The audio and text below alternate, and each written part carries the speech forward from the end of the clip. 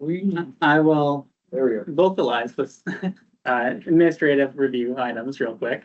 This meeting is being recorded and will be posted to the Hampton YouTube channel. We take attendance per the Federal Advisory Committee Act. We'd appreciate a sign in. We hit the sign in sheet around the corner to the right. What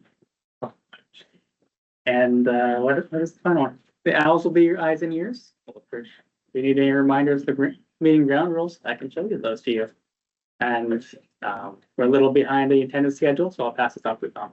All right, so we have some presentations today, and appreciate everybody's nimbleness with the agendas and changing everything. I sort of want to go around the room because it's a slightly different cast of characters this morning, if we can afford like 10 more minutes or so. I'll start. My name is Tom Cecilia. I represent Oregon Department of Energy on the HAB, and I'm the chair of this committee. And let's go that way. Chris Sutton, I'm the primary for environmental public interest or something like that. And I now seem to be the chair of the Tank Waste Committee, which has come as a real surprise to me. Congratulations. I'm Ed Parkins and I represent the public at large. And I'm Josh Patnaud, to support HAB facilitation. Jeff Schramm, EPA. I'm Jason Capron with the Department of Energy. Mia Burke with Hanford Challenge. Kathy Dubois, non-union, non-management. Joe Doherty, Oregon Hanford Cleanup Board, and Tom's understudy on this committee. Ryan Ivy, public at large. Thanks, filing around the room. Alicia Boyd with Department of Ecology. Hello. Tabitha Liebert with the Department of Ecology. Catherine Blick, Hydrogeology, Department of Ecology. Cole Caldwell, Washington Department of Ecology, Mike's in Regulatory System Protection. Popcorn, member of the public. Megan Perkins, Department of Health, Office of Radiation Protection. McCartney, EPA. Brent Harvey for Legal Industries have supported. Ian Trick, DPFO, UE. Laura Caulfield, Kathleen, have support. Louise, very HMIS, have support. Brad Miller, Ecology. On that. And Thank you. one last person in the room. Rebecca Hall, member of the public. And I'll go down the list on Teams. While I was there, you have a chance to open your microphone and camera if you would like. Starting with Chandra. Hi, Chandra Flores, have facilitation.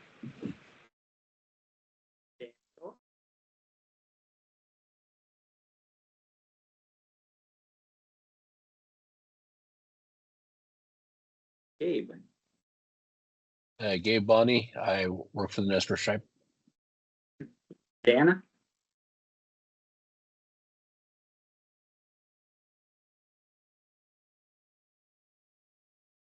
Matt Hendrickson. Matt Hendrickson, Oregon Department of Energy. Morgan. Morgan Johnson, Department of Ecology. Michelle. Michelle Jones, Department of Ecology. We have Kermit Mankiller joining us today, but he does not have a microphone. Seems Dana is having a similar issue. Moving down to Jane.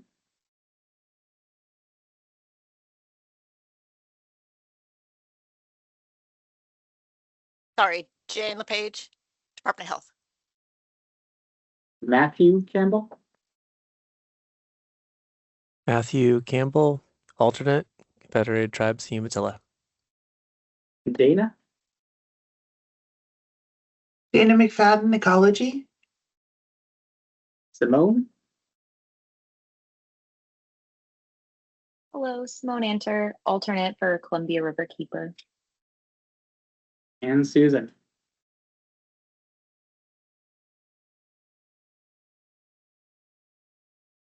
Susan Coleman, public at large. Thank you, everyone. Okay. So if you were here this morning, you heard me say that there's like the best presentation ever that happened last night. We get a reprise, an encore performance of that today with almost the whole cast of characters.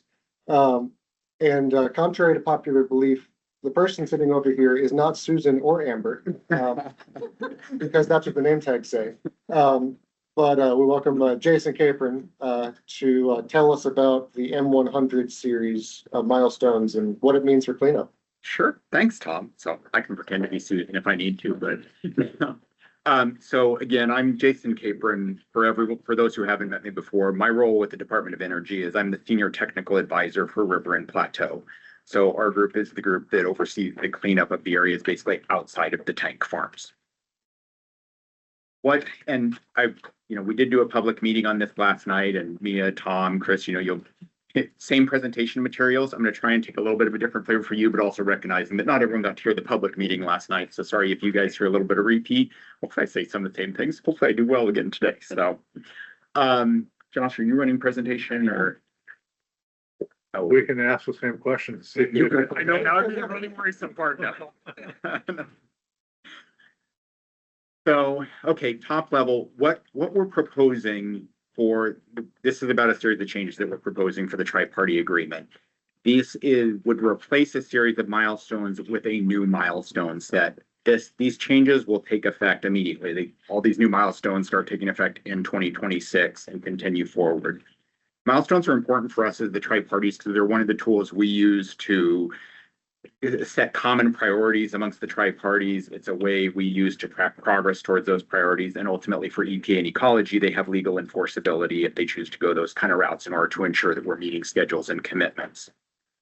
The milestones I'm going to talk about today address the cleanup of soil, groundwater, and facilities. And it's cleanup of everything but tank farms. So I know it's in the agenda item as well as I like the comprehensive not tanks agenda item. That's really what the scope of these milestone is. So go ahead for me, Josh. You all are familiar with where we're located here, but this is the Hanford site located in South Central Washington State. And then of course the site up to the north of the city of Richland. Again, I want to reiterate that the scope of these milestones is really about the entirety of the site. There's a reason that map doesn't have any placeholders or any look here indications on it because it really is about the whole site. The only thing that is really excluded from this is the tank farms, which at this scale are so small you wouldn't really see them. I'll talk to this a little bit more, and you all have heard me several times talk about the river corridor and the Central Plateau, but I want to be sure you're familiar with those terms. River corridor is the area along the Columbia River of Hanford. Historically, this is where the production reactors were located that did the nuclear fuel enrichment. When you hear about the 100 areas and the 300 area, that's the river corridor. Whereas when you step in away from the river, the area is then referred to as the Central Plateau. The Central Plateau is where the 200 area was located, which is where the processing facilities were that includes the tank farms and things like that. So when I say river corridor and Central Plateau, just think river corridor near the river, Central Plateau away from the river, and you'll have the right general sense of spatial orientation. Go for it, Josh. So we're going to implement these milestones using an adaptive approach. And I think some of you have heard that from me before. You've probably been like, man, adaptive kind of sounds like something we heard in 2022. We've seen these concepts before. What is adaptive? So let me give you a little bit of history on how we got here and what the evolution of adaptive is, recognizing that this audience has heard it before. So we do operate to a set of milestones, and we had a series of milestones in M15, M16, and M85. That starting in about 2020, we started recognizing we had some problems, that we weren't really on alignment on being able to meet some of them. And we started talking as agencies saying, hey, we're not really on the right track for some of these. What do we want to do about it? And we put many of those milestones into a form of suspension called an abeyance, saying, man, let's put these on pause while we figure it out. And we began piloting an adaptive We began piloting an adaptive milestone approach. The purpose of that pilot was to look and see, could this work where we set milestones iteratively? The whole concept of adaptive is adapting. CERCLA allows for this, our cleanup regulations, to say, hey, you should respond to changed conditions. You should look at new information and you should react to it. You should update your plan. We said, can we do that in milestone space? Would that work for us? And so we started piloting that in 2021.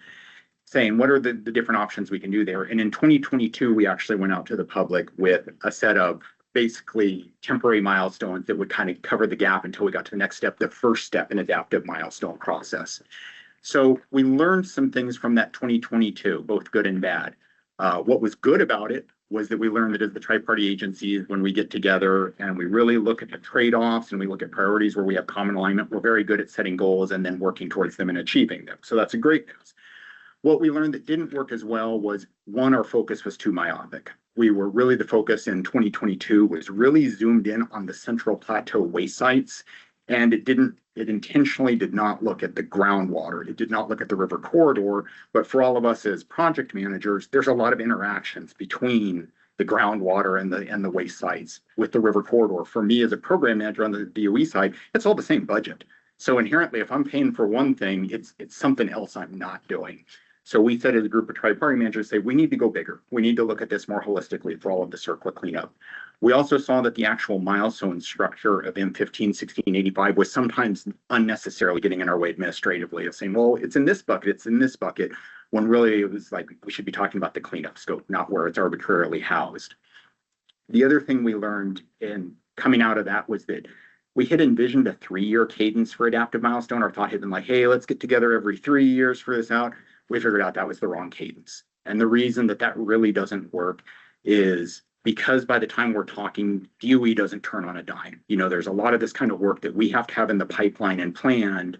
And so we need to be on the front side of things. And we found that the problem with only talking every 3 years is that basically we'd always be kind of talking about the second and third year and missing opportunities to stay abreast of things.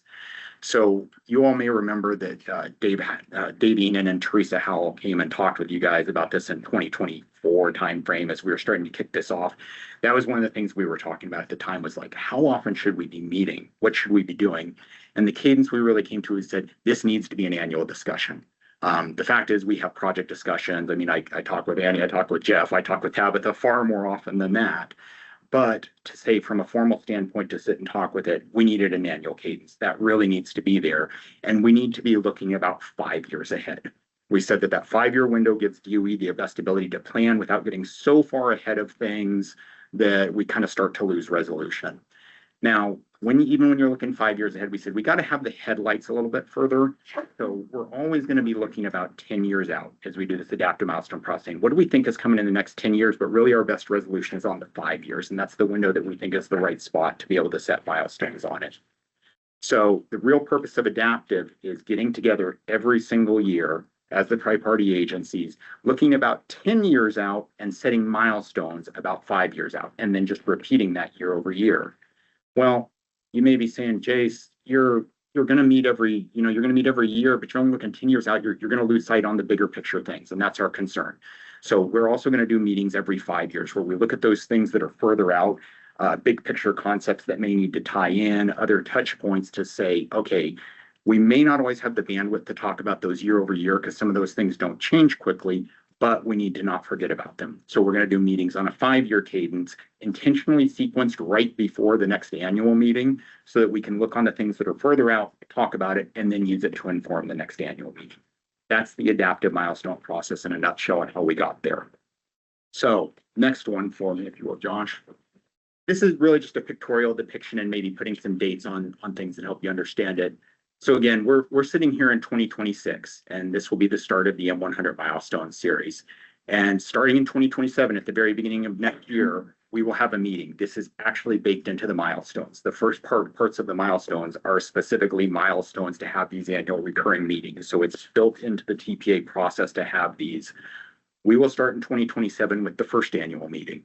We'll repeat that in 2028, in 2029, 2030. That cadence will keep going.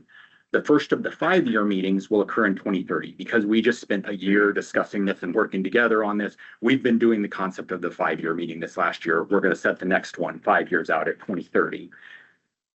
That will keep occurring, those meetings at the 5-year interval. We're going to keep repeating this process. Right now, our envisioned endpoint is in 2090. 2090 is the date put on the M100 milestone series. That's to be in alignment with DOE's life cycle planning. If you've looked at the life cycle planning report, any of that, you will see that you'll be familiar with the 2090 date sitting out there. This is just so that our milestones are in alignment with what our planning basis is. So if you're looking at hard copy or looking up, be aware that this has my crude animation ability. So hopefully it worked okay. We'll see if it works today. So here we sit in 2026, and this is just conceptual. These aren't, I'll talk about the actual milestones, the more detailed ones in a little bit. Conceptually, here in 2026, we're proposing about 5 years worth of specific milestones. It's just a bunch of milestones that need to be done. Go ahead and give me one click, Josh. As we get into 2027, all those milestones we proposed in 2026 will have been completed, and we're going to look at the next 5 years looking forward. You see 2031 coming in, bringing in some new milestones, but we're not just looking at 2031. We're still looking at the entire 5 years in front of us. Maybe in 2029, we might recognize some opportunities to bring in some new milestones there based on information that emerged, shared priorities. Maybe we hit an efficiency where we can bring some work forward, that kind of thing. Same token, we might have recognized something that in 2027 needs to be tweaked. We might have said, hey, you know what? We need to refocus this milestone a little bit. That gives us the opportunity to do an update even on the milestones in any of the years, but I use the examples of 27 and 28 here. Go ahead, one more for me, Josh. Then as we get into 2028, the 2027 milestones will have been completed. You see 2032 coming in, bringing in new milestone and some other updates. The important concept I want you all to get from that is we're not always just adding a 5th year. We are always looking at all 5 years and being sure that we're maintaining alignment on the scope we're trying to accomplish together as the tri-party agencies. Go for it. Okay, I know you all have heard me talk about CERCLA process, but it's important to understand because it's the crux of this. So I apologize for those of you that it's a repeat. This really is the crux of the milestones. I want to be sure you understand it. So CERCLA, Comprehensive Environmental Response Compensation and Liability Act, or Superfund, has a prescribed process. This process graphic is actually courtesy of Annie because it's from a national EPA use. This is not a Hanford thing. This is how CERCLA cleanup is done. CERCLA is our fundamental cleanup regulation that we're doing all of the work under here. Where the CERCLA process starts with is characterization. Characterization is a broad term that actually encompasses a lot of steps, but in characterization, the purpose of characterization is to go and understand what contaminants are present at a site, where are those contaminants located, how might they travel. There's a chair right here, Cass, where might those contaminants travel to, how do they come, where might they go in the future, and then to look at what we might do about those contaminants, to begin to say, what are our options? What could we possibly do to clean these up and to evaluate those in an engineering fashion? All of that starts with what we call an RIFS work plan, or Remedial Investigation Feasibility Study Work Plan.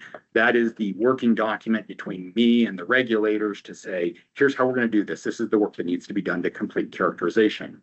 As we work through that, which includes everything from data collection, modeling, engineering evaluation, it's a pretty robust process and it's a multi-year process.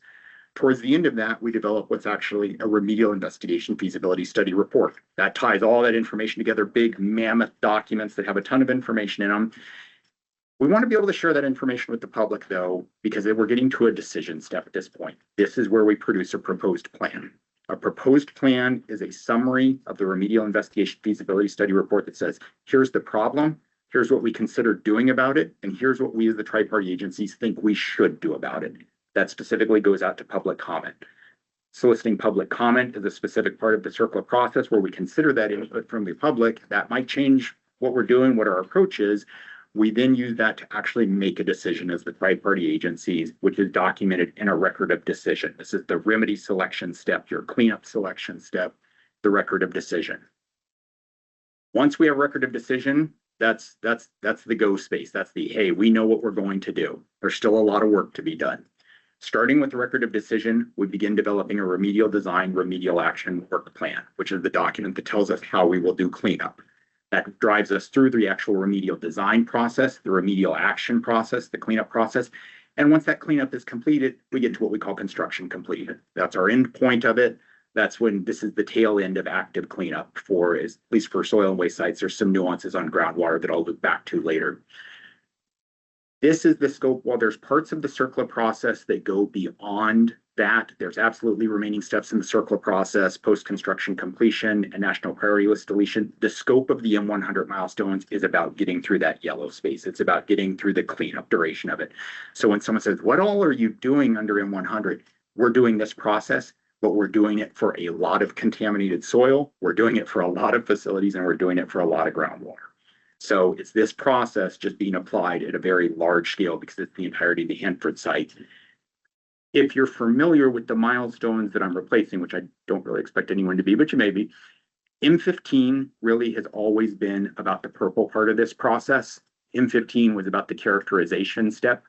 M16 has always been about the yellow part of this process, more the cleanup step of it. M85 was actually about both the purple and the yellow steps, but it was focused on the areas around the canyons. So this process, what we're doing with M100, we're really taking those three milestones, 15, 16, and 85 set, and we're bringing them into one umbrella to remove those kind of artificial administrative barriers that I alluded to earlier. Okay, Josh. Okay, so I told you that's big picture what we're doing.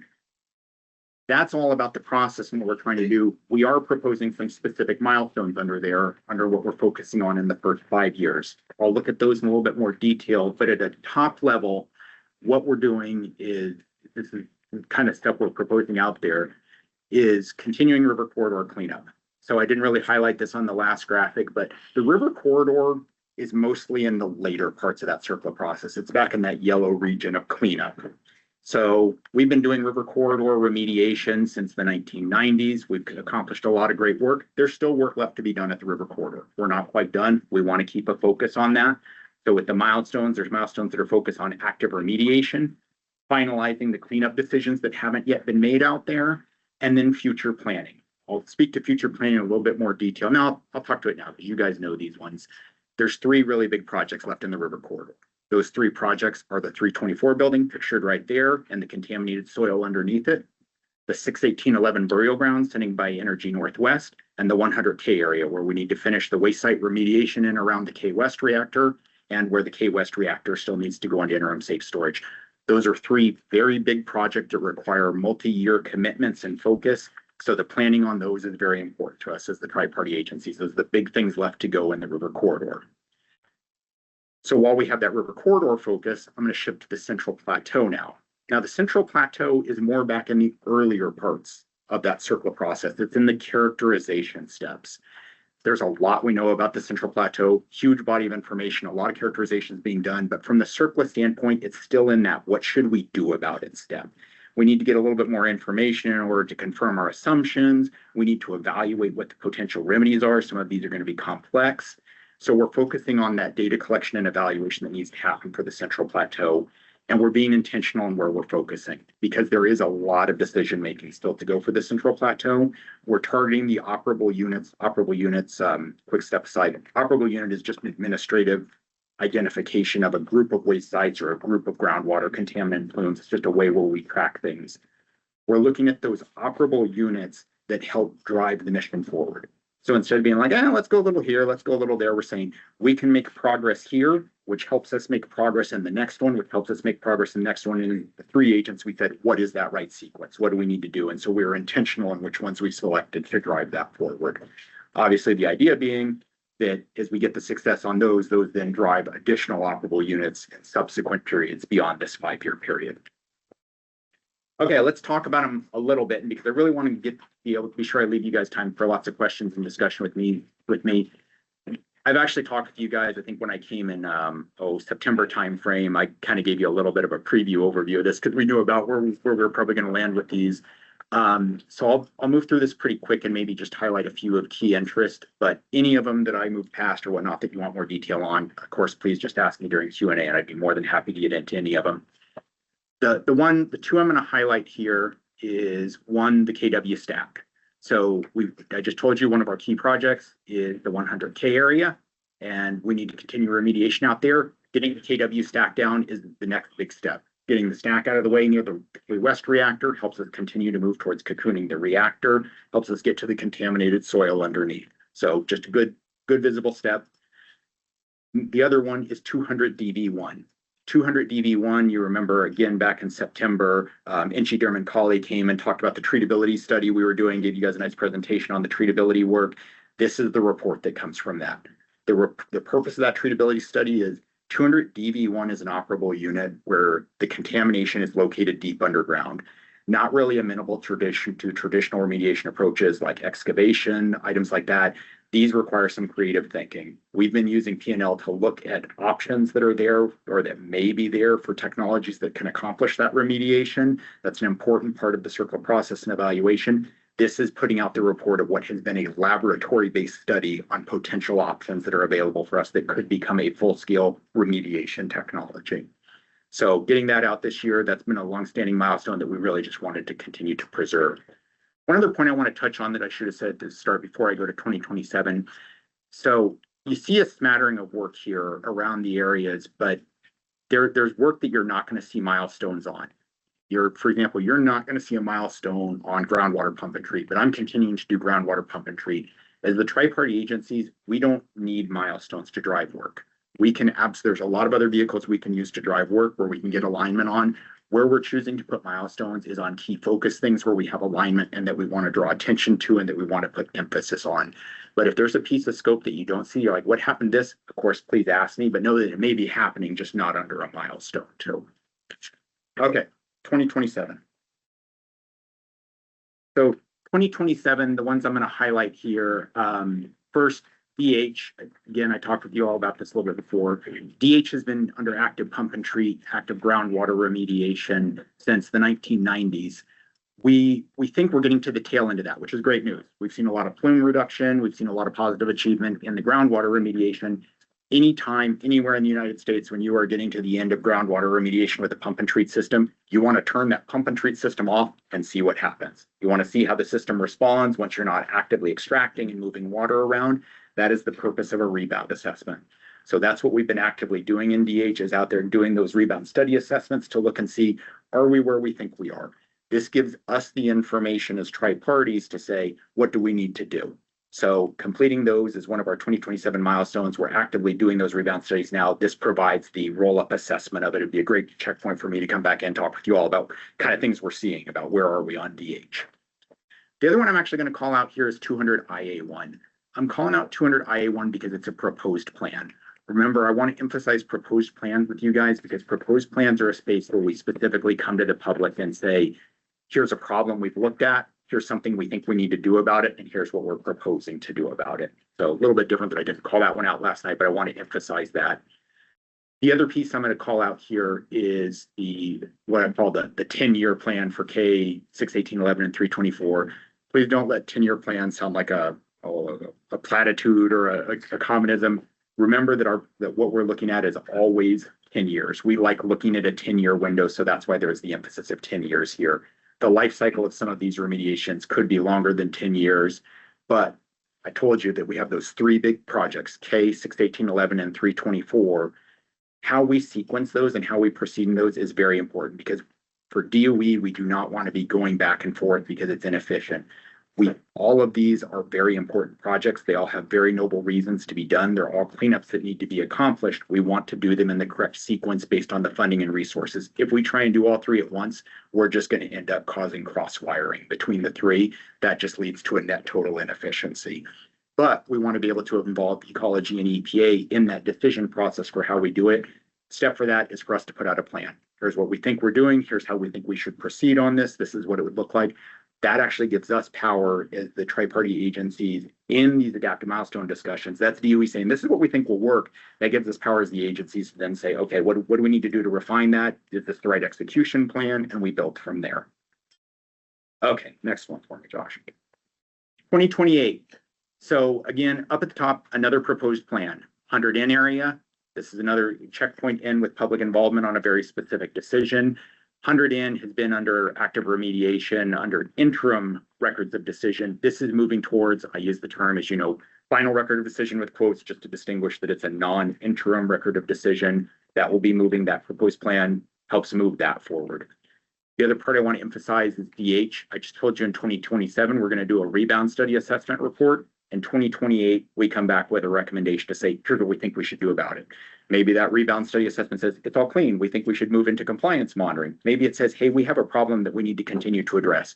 This is the milestone where DOE will say, we provided the report last year. Here's what we think that means. And that gives us the ability as the tri-party agencies to sit there and say, okay, what should we do? What is the right process for this?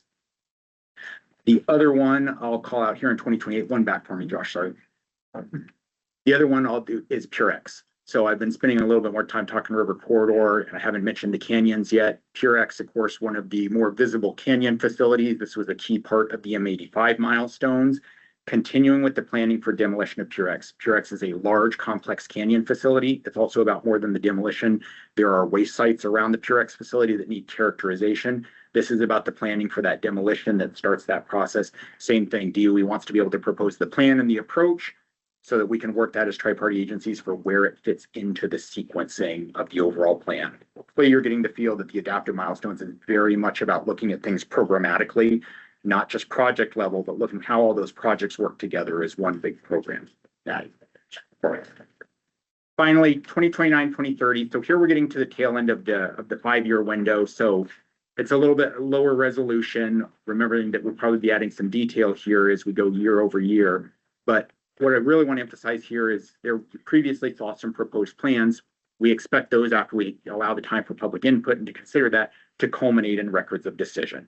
So this is the reaching those records of the decisions for the 2 proposed plans that I called out earlier, which is a very important step for us in the cleanup process. But let's move forward.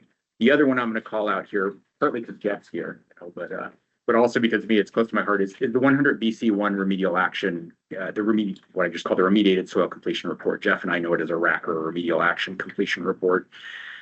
This will represent the end. This is a document that summarizes the soil remediation that is done. This particular one represents the last of the active remediation of waste sites out in 100 BC area, which is close to my heart because that's where I started my career a long time ago. And Jeff, that's my RP up there. But so that's the kind of thing we're looking at. I recognize I moved through those very quickly. Hopefully, though, with you all having heard some of those from me before and seen some of the context, it gives some info. I mostly want to leave you guys as much time as possible for Q&A. So with that, I'll turn it over. Annie, you doing regulatory perspective? Let's do EPA first, because ecology went first last time. But Let me pull my regulatory perspective out. Well, Annie, I wish I could say I memorize things No. well, but I don't. Thanks. Okay. So EPA appreciates the coordination between all 3 agencies to arrive at this tentative agreement to resolve what's been a long-awaited resolution to the cleanup milestones for Hanford. We are focused on the cleanup of that legacy contamination at Hanford as a Superfund site. Really, it's through Superfund site. Yeah. And unfortunately, the milestones that we had set in the past have gradually fallen out of alignment with reality as we form more detailed understanding of what the cleanup would entail and budget constraints that didn't match that increased scope. Jason alluded to 2020. I think it was probably a few years even before that, with PFP work that extended beyond what we had expected. 61610 took longer, I think, than expected. Characterization work continued. Everything has been bigger and bigger and bigger than we expected. And the budgets at the same time have been smaller and smaller than we have expected or hoped for.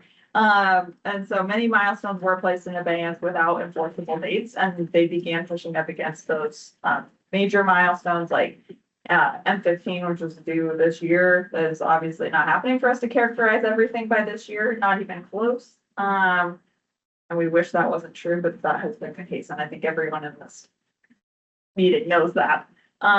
So we do believe that this will be a better approach that requires the tri-parties to work together, continually determining our shared priorities and setting enforceable milestones based on those priorities.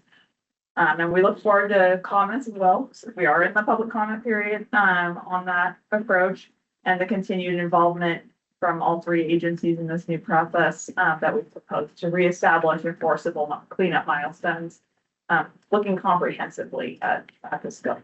I know personally, I was in negotiations for 61811, and I did not ask, how does this affect 100K at the time? We said, what can we do and when? And that's how we planned them and we negotiated them, and it was in good faith. But we didn't also say, well, what are we doing in that same year on groundwater? What are we doing in that same year on solar scope? So we're hoping that this approach ties everything back together on an ongoing. So, thank you. thank you. Who's going for ecology? I'm gonna say ditto.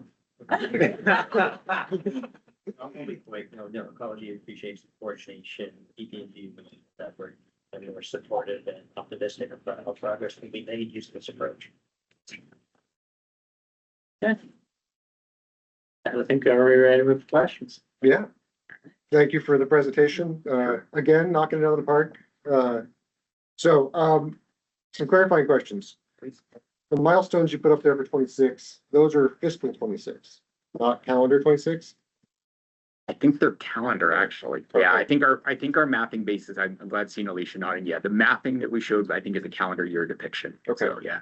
So what I'm trying to wrap my head around, after you have these annual meetings, those milestones are set. You have the authority to make the decisions. They don't have to go back to headquarters and get.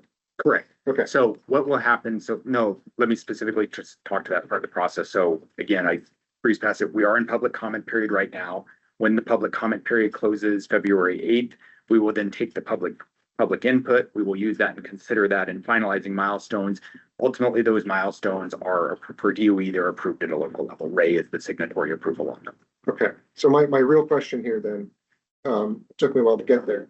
So as looking at the HAB planning windows, right now we're doing cleanup priorities for 28. So we might be able to work something with this in there, but it's likely that we missed the boat there. So you're having these meetings in January. Does it make sense just to then automatically have a standing first HAB meeting of the year for this committee to report out on what that meeting resulted in? Potentially. Yeah, so maybe that's something we can work on if we're working on, I'm sure you're working on work plans for fiscal 26. Soon. So like, yeah, we can use this because the proposed plan in 26 or which one was, there was a proposed plan in 27 for IA, 200 IA1. So like, that's something we definitely want on the HAB work plan. Maybe we just say M100 and that could be all encompassing and we don't need to itemize. And that might make it a little easier.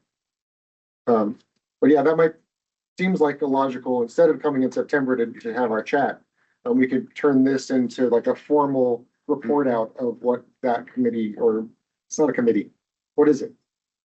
It's the team. It's a team. There we go. I like to go cold. What the TPA team has come up with for the next 5-year window. Sure. And so for our planning cadence, what you'll see in there in the milestones, we start with the new year. We had a lot of discussions about when's the right time in the year to do it. And we decided there really is not a perfect time. There's reasons for different times and all that.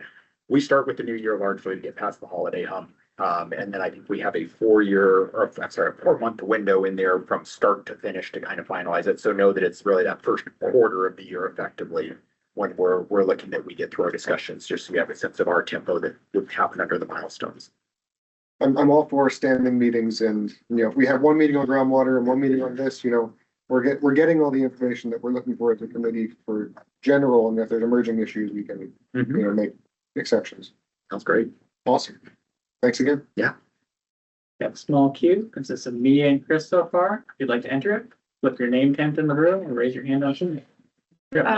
Josh, can you put me back at the end after this question? So when the adaptive milestone series came out in 2022, there was talk of using this model from Sellafield to input a lot of data, and then that was going to help you all figure out which projects were going to work. Is there any intention of using that with this approach? It's sitting in the background in a way. So for everyone, so that model, or you would have heard me at the time, refer to PREP, the Plateau Risk Elimination Program. Yeah. So let me answer that by explaining what PREP is first for those that may not be familiar with it. PREP took our DOE baseline. DOE has a planning baseline. It took that DOE baseline and it just tried to execute it. It says, okay, do you have enough money and the right resources, all the skill, the right rad techs, the right engineers, all that?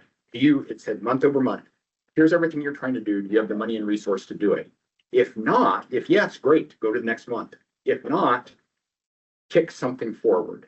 And the way it decided how to kick something forward was based on a series of prioritized ratings. The problem we found with that was that you're just going to spend all your time disagreeing on, well, why that one scored a 4 for environmental, but a 2 for sustainability? You start arguing about the parameterization of individual projects. PREP still exists, and we have some evolutions beyond it. PREP is a nice tool for me in project control space to be able to look and say, hey, what happens if I turn these dials? So it's still very powerful in that way to look at that. But as a tool, it's ultimately just one small part of the toolbox that really we found in talking together as the tri-party agency, that a lot of that we knew kind of intuitively in a model saying, hey, this is creating this problem. What I found, Dave first, and I think Andy had the same experience, but Dave would be kind of like, well, but you have kind of a flaw here that the model doesn't tell you can fix this other way. It's ultimately just an algorithm that highlights problems. So it's there as part of the toolbox, Mia, but it's not like the central feature of it or anything. Okay, I have a follow-up question. So when you're deciding, especially with these like, not the milestones that you talked about today, but the ones looking a little bit further out, what are you using what criteria, if any, are you using to decide what goes first in terms of, is it the easiest project? Is it the one that will reduce the most risk the fastest? Is it funding? I mean, I know that's probably all of the above and more, but can you speak to that? Sure, it's bang for the buck. I mean, and there are a couple of factors that one, absolutely always want to be looking at maximizing protectiveness. And what we, for DOE, we refer to that as risk reduction, but we want to be looking at maximizing protectiveness. We want to be looking at the work that drives other work forward. So that's where like some of the sequencing, we look at the central plateau is we're choosing to go, for example, we chose 200 BC1. Maybe let me use tangible examples now more than abstracts. So we chose the 200 BC1 operable unit as one of the ones where we're focused on because we have a good existing understanding of it. It has the largest inventory of Tech 99 on the Hanford site that's tied up in the Vados zone. So it's a future groundwater risk. There's not an active pump and treat capture system on it if it suddenly were to reach groundwater. It has the advantage of being somewhat by itself. So it's kind of sitting there down in lower corner of 200 East area where it can be addressed without a lot of complicating factors. So it's a very complex engineering program, but not as complex of an administrative problem. So we said, okay, let's take the information that we're learning from the 200 DB1 treatability study, which is looking at a lot of the same contaminants, and let's look at 200 BC1, because if we can figure this out for 200 BC1, that sets us up for 200 DB1, which is actually a very similar problem, except with the complication that it's right next to the tank farms. There's a lot of other things in the area. So that's an intentional sequencing of saying, whereas if we try and do 200 DB1 first, we're saying we're almost setting ourselves up to hit the most complex thing first. So it's about intentional sequencing. That's one of those factors. Funding is definitely one of them, yeah. So if we're looking at, hey, we can do these three good things that accomplish this great risk reduction versus we could just do one that accomplishes the comparable level, we would tend to choose the three. There is a point where, obviously the idea is to be able to shrink things, but other things we will be looking at when we get to actual remedial action execution on the Central Plateau. Most of us would prefer to go by more of a geographic approach. When you get into cleanup, having worked a long time for the river corridor, the most painful thing is to go and redig a piece of territory 3 times because it's 3 different decisions. You're reworking and rehandling material. So we'd like to be able to look at things geographically. That's a concept we've talked about between the agencies of how do we do geographic approaches. Right now, it's more about starting to even get the decision framework in place. But as we get further on, I absolutely envision that be it in 2040 or whatever, pick an arbitrary year, we'd be saying, you know what, in order to be able to accomplish the geographic remediation here, we really need to get to this decision. So those are the kind of factors. So it's not a hard rule set of criteria. Yeah. It really does still require, by nature of the process, informed project managers and program managers who really do understand the kind of the totality of projects. The way we're helping that though is that our intent is that every year, it's like we started this year, here's the world of everything that's in front of us. Let's just start, okay, this, we all know that that's sitting further out. This is something we'd maybe like to do something with. So a little bit of it is just that iterative, being sure we're checking back on a couple of things. It's just some of them I think fall pretty quickly. Does that help a little? Very much. Thank you. Sure. Nothing here. We have Chris, Rebecca, Rob, and then back to me. Yeah, Chris. Your new 100 series milestones, are they going to be major milestones? And then under each, you have a whole series of interim milestones? Or are you doing with all those interim milestones and other kinds of sub milestones? M100.00 is one major milestone. M100.00 is literally the combination of 15.00, 16.00, and 85.00. Everything else I've been describing underneath this is an interim milestone. So it's one big major milestone of an umbrella, and everything else under it is an interim milestone. And then you do have interim milestones under that. Yeah, so the interim target. Well, yeah, and part I shouldn't gloss past target dates. So, Chris, in the very specific details, there are 3 interim milestones that are entirely about the adaptive process. They're recurring, they're annual ones, so it's actually, you could argue it's 90th or whatever, but there are 3 recurring milestones that drive the actual adaptive milestone process. And then right now we're proposing about 25 specific interim milestones, and we will continue to propose more specific interim milestones. So those interim milestones would be like the ones you showed in the graph That's here. exactly what they Now, are. under each one of those, there's a multitude of tasks, Correct. but you don't have milestones, sub-milestones for each of those tasks. Correct. Okay. Correct. You have it correct. The other thing I wanted to ask was, in the CPCO contract scope of work, there's under groundwater, there's a requirement to look at groundwater as an integrated kind of holistic approach. But you can't really do that if you're talking about geographical areas. Sure. How is that being implemented practically? So geographic cleanup is a wayside cleanup consideration, because you're right, the groundwater is the great integrator. Right. That's just what groundwater is. So the groundwater system, we really continue to look at holistically. I mean, there's a little bit of separation between west and east, but the practicality is like the distinction between 200 CP1 and 200 UP1. There's so much interrelationship, and same for PO1 and BP5. So that geographic approach is very much a waste site approach. From our groundwater approach, we have to look at it as a fluid basis. But if you have milestones for your different groundwater operable units, you're still looking at it kind of geographically, or you're trying to figure out how to integrate those. We're trying how to integrate those. There actually are no milestones that we're proposing on a groundwater OU. We are continuing in the central plateau. Thank you, Amy. In the central plateau for that, where you do have some geographic separation in the river corridor. So no, you're spot on. And I mean, Chris, that's kind of thing that Jeff and I talk about, and that Tabitha and Catherine and I talk about, is where can you look at these approaches to streamline them, because that distinction has less meaning. We do have separate decisions on those groundwater OUs that are at different phases. Yeah, we have final rod on ZP1 and interim rods on other groundwater OUs, and it is something that we'll have to resolve. Yeah, in the future. Yeah. No definite known challenge. Thanks for both. Yeah, no, good questions. Next up is Rebecca. So can you clarify for me where this 200 DV1, is it like global across the whole site, or is it in the river corridor? It's in the central plateau. It's in the central plateau. Okay. Yeah. And that's just for the remediation of the deep soil that It's is contaminated. specific deep soil. So in general, first, anytime on looking at operating unit, if you see a 200 number in front of it, that's 200 area, which is central plateau, little cheat code file you can use for anything. So DV1 was created specifically to house most of the deeper cribs, the things where it specifically was injected deeper in, where it's down below that depth of remediation. It does not have all of them, but that is the primary focus of that operable unit. It is located across the central plateau. It's both in west area and east area. It tends to be near the tank farms. Okay. So. Yeah, understand. Right.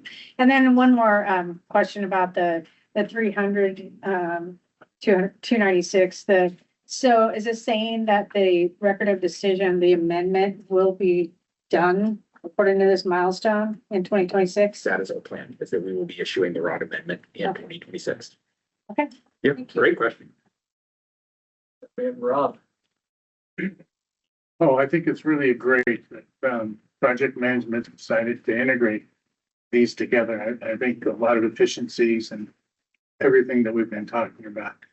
However, the ROD process is so complex. The problems in one could lead to problems in another. Mm-hmm. How are we geared for that complexity to handle it? Because that's probably the big failing of all past attempts to do something like this. How are you gonna do that? This 15-member board meeting in a closet saying, okay, we dubbed this as the right answer. Is that what it's gonna be? I mean, they're all knowledgeable experts. Granted, it's black, but I'm just saying, how are you gonna do that? That is the starting point, is taking definitely taking those project and program managers who work closely with these. And just like I described to Mia, saying, hey, we had an intentional discussion about where do we get bang for the buck in decision making and getting through some of these difficult decisions, where we said, hey, if we do 200 BC1, that sets the stage for a DV1. Things like that. That's where it starts, Rob. Obviously, coming out like on things like this, if you guys have perspective, you're like, man, we really think you're missing one that would be a great stage setter, please say so. Same token, when we go out with the proposals on the actual decisions, recognize that the actual remedy decisions go out to the public for input on it. If you're saying like, you're creating a different problem, that's another checking point. I mean, that's intentionally what we try to think of as project managers and program managers and how we sequence and how we do the decisions. But those checkpoints matter. The other place I'd invite is if you think at a larger level, so there's a lot of forums where we kind of present what's going on. If you're like, man, you are really missing the picture, making up an example, DOE, you should be going after 200 EA1 is your biggest target for this reason. Providing that input, we hear it. So while we try to specifically contemplate that, if you think you're seeing something that we're overlooking, I'd say so. Well, and the different, post plans. Yep. For those could be contrary as well. And, you know, the next question I just had to finish it with, okay, these are three that you've combined. How many more we got? Sure. 3. Well, so there are many other milestone series, and that's a really great question, Rob. So I'm going to pick on one of them because it has a lot of interface. So M100, these 3 milestone series that we've combined into M100. Were you asking about the 3 milestones or the 3 operable units? The 3 operable units. So right. It's the big picture is really what. So there's at least 10 more operable units that we have to address in the Central Plateau. That sets the stage list. And would these be transitioning into this? Yes. They would be. Yeah. So you're going to be like a living organism, and pretty soon, once you get one done, you're going to go conquer another. Let me Okay. pull up the 2029, 2030 plan for me. Sorry.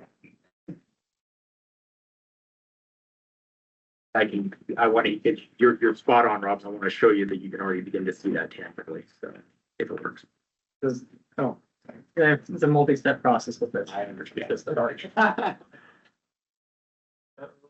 So right here, if you'll notice, you see the 200 DV1 field characterization completing. That's where we're going to be wrapping up getting the last of the characterization data for 200 DV1. And you see the start of 200 WA1 field characterization. So that's right now as the tri-parties where we're putting a little bit of a marker on 200 WA1 is where we're eyeballing next. Because that's exactly it. Is where do we go next? You'll see that same thing year over year as we move forward. There's operable units you don't see mentioned here, but you're going to start to see come on in the 2030s as we continue to make progress. Okay. So next up we have Mia and then Tom. Okay, the new milestone M100-14 says provide a plan addressing the sequence of, and then you list 100K solar remediation, 105K West interim safe storage, these different projects. This plan, is that gonna be like a physical document that is publicly available? Okay. Yeah, no, it's something that DOE will issue. It's in response to one of those milestones. That's what I kind of refer to as the 10-year plan. It is something we will issue. Okay. It's not going out as a review item per se, but it will be something we say, here's what we think we need to do. The primary purpose of that is as much for us to communicate with our regulatory partners that here's how we think we can execute this. Okay, and then I have a follow-up very specific question. So you have M16-87C, which is submit annual evaluation of results of enhanced groundwater monitoring near 61811 burial ground. And the date is for that specific M16 milestone is June 30th, 26, and annually thereafter. And this is gone according to this new approach, and it changes to M100-12A, 12B, and 12C. And it goes up until June 30th of 2028. And I'm curious, why are you cutting it off at 2028 and not just having one milestone that's like before, the 6/30/26 and then annually thereafter? So it's an adaptive milestone approach, and we aren't sure how long we need to continue doing those annual reports and what we're getting out of them specific to the 61811 area in the long term. We would like to see it dug up. Yeah. So they go up until past the 10-year plan that is in that prior milestone that you just mentioned. And when we see the 10-year plan that includes remediation of 61811, it'll tie in with, okay, do we need to keep doing these annual reports? Because part of the reason why we were doing those annual groundwater reports was to tell us how urgent do we think the remediation is? Do we need to put an interim cover in place or some kind of a infiltration barrier or something, or what do we need to be doing? And a lot of that evaluation has actually already done, and they are more truly like a monitoring report now.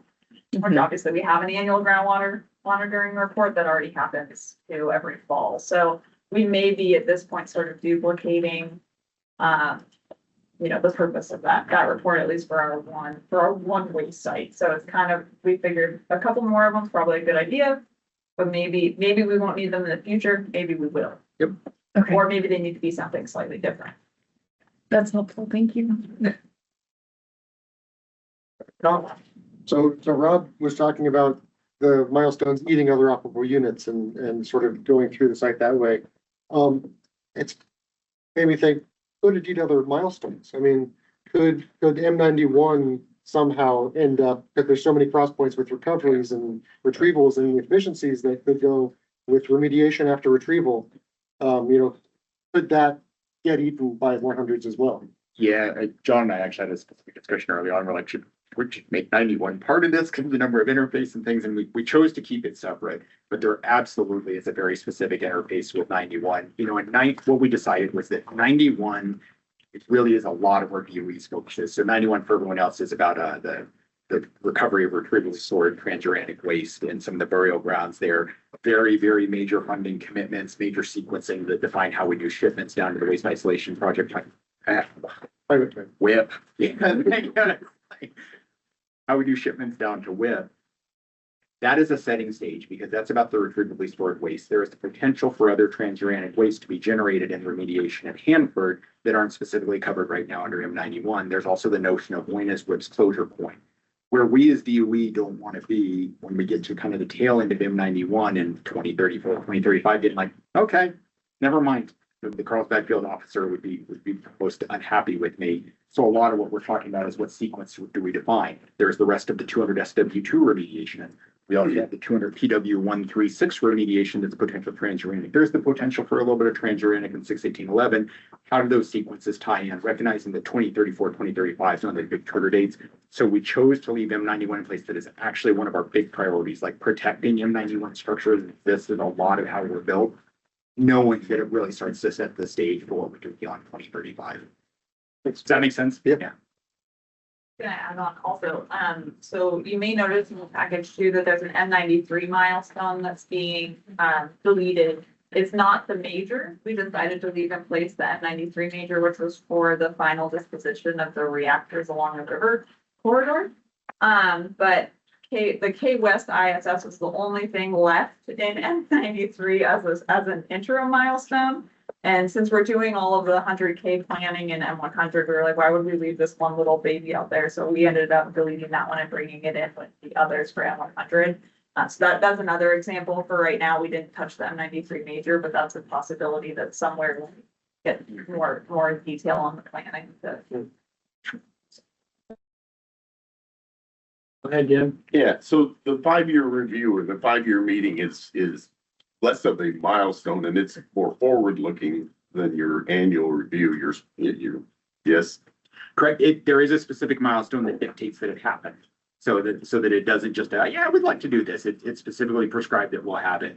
But yes, the purpose of it, Jim, really is to be a forward looking at the longer things.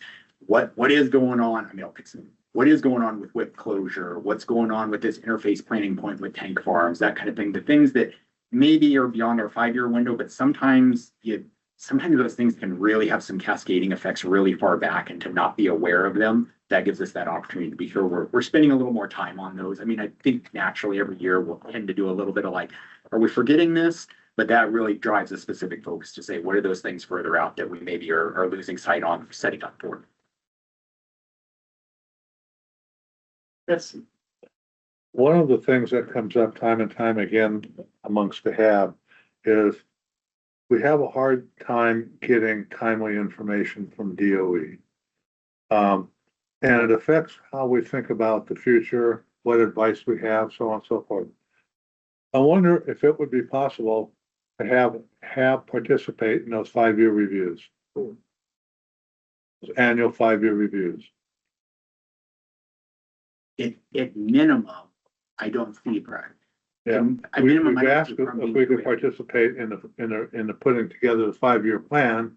And we've gotten positive encouragement, but nothing's come of it. Mhm. This might be another opportunity too.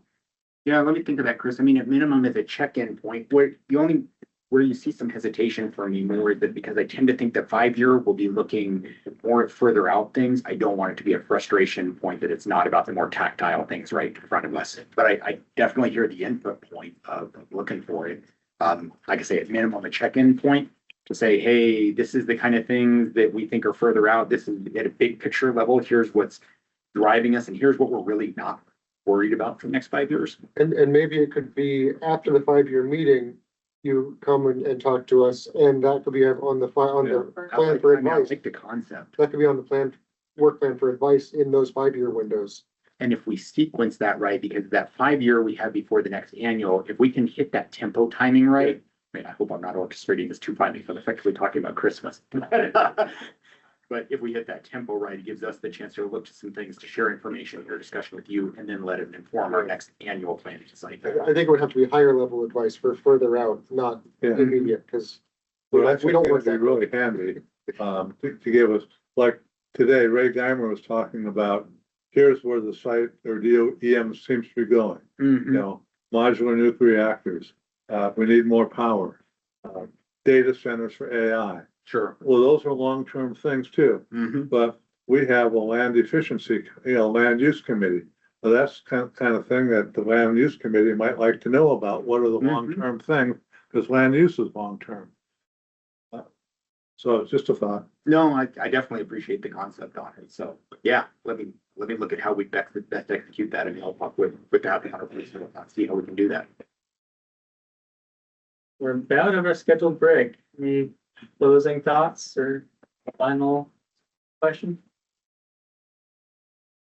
Encouragement for the public comment period? Get your comments in. Yeah. We're not gonna get have advice in on this, but I encourage everyone to, I mean, it seems like an intuitive and logical way to make things happen in fiscally constrained scenarios. And collaboration is building on, meetings that have happened in the past, and as transparent and public as those can be is preferable, but yeah, everybody get your comments in, and I think this is a really promising way to look at the site holistically and figure out groundwater one of these days. Thank you for presentation. Oh, and anytime. We'll see you next time. Yeah, no, and I'll keep an eye as we're looking on some things. I mean, I know we usually kind of do any annual check-in, but anything you guys want, just let me know. Thank you all. Thank you. You. We'll adjourn for a break and return at 2:15 for the CERCLA 5-year review preview.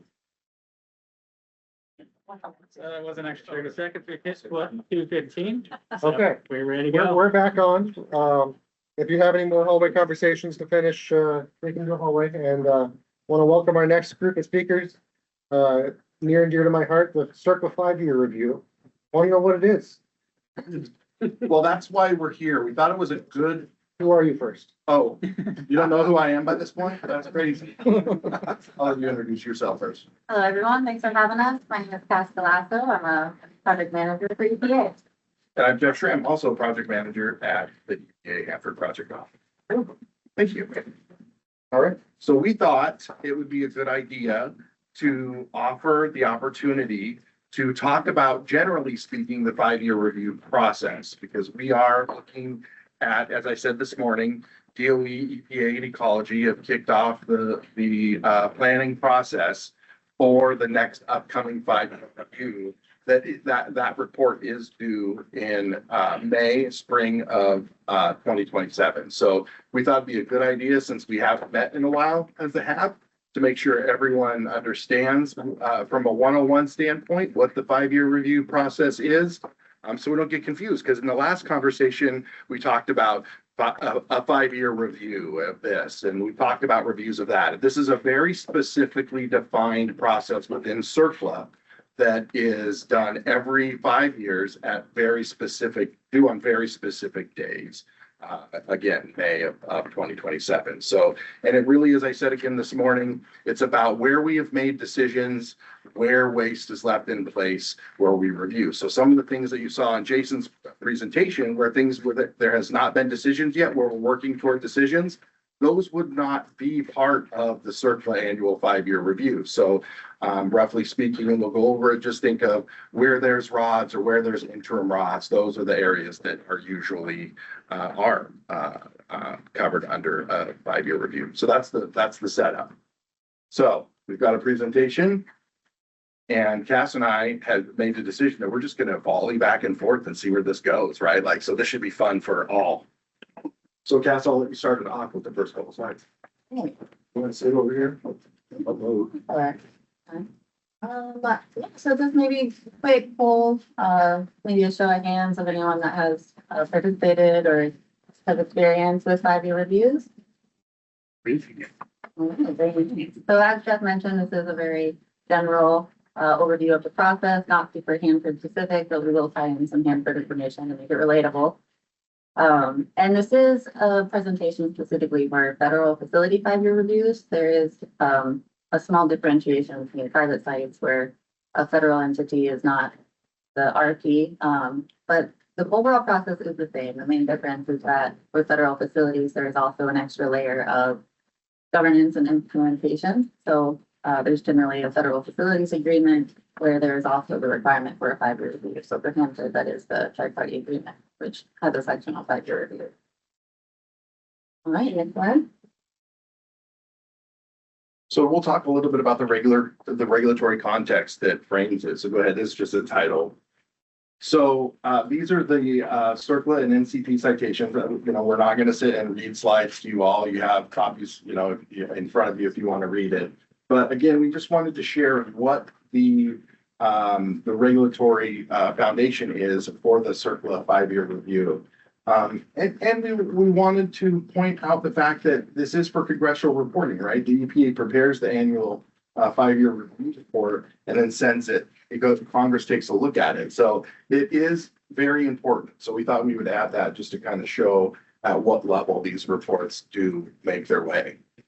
Yep, they are required in federal statute and the Code of Federal Regulations, and also the implementing regulations through the National Contingency Plan. And also EPA does track these 5-year reviews and sends a report to Congress every 5 years. That date is statutorily required. So what is the purpose of a 5-year review? It's kind of why we're getting together and talking today. Why do we do it? What's the purpose of it? Again, EPA's mission is to protect human health and the environment. So at the very top of everything we talk about, that's what we're going to say. Well, what's the purpose? Well, this is a function that helps us continue to protect human health and the environment by looking at remedies that we've chosen and making a determination of whether or not they are working or effective. We'll talk about specifically what that means. But is the remedy functioning as intended? Are the exposure assumptions and the toxicity data and all this other stuff that we've established still valid? And has there been any other information that has come to light that we need to look at and consider in the process? It is a regular check-in every 5 years, and it's a snapshot in time looking at the past 5 years, anything that's changed, anything important that has come to light, and also looking, for a little bit forward too. So past, and also, is this still going to work looking towards the next 5 years? Well, and here's something just to kind of ask the group on that last point there, where we talk about other information that has come to light that could be called into question. Does anybody have any ideas of currently at Hanford what that could be? 324. Maybe we've addressed that, right? Like, but like PFAS is one. That's an emerging contaminant that we're looking at. That's something that we identified last year that we need to address, and it's something that has now come to light. So just to kind of emphasize, sometimes there's an emerging contaminant, sometimes there's issues at a remedy that we look at and say, well, what we thought was a good remedy may not be a direction we need to be going in, and so things like that. So just wanted to give some idea of what a new light meant. So Josh, go ahead and change that. So roles and responsibilities. I like this slide because, Cass and I were putting this together and we stole some great graphics from other places. So please disregard the seal of the great state of North Carolina. States. We were trying to put it together. We thought, well, that's a cool graphic, and we didn't recognize it till later. So if you could imagine Ecology's, seal on there, we'd appreciate that.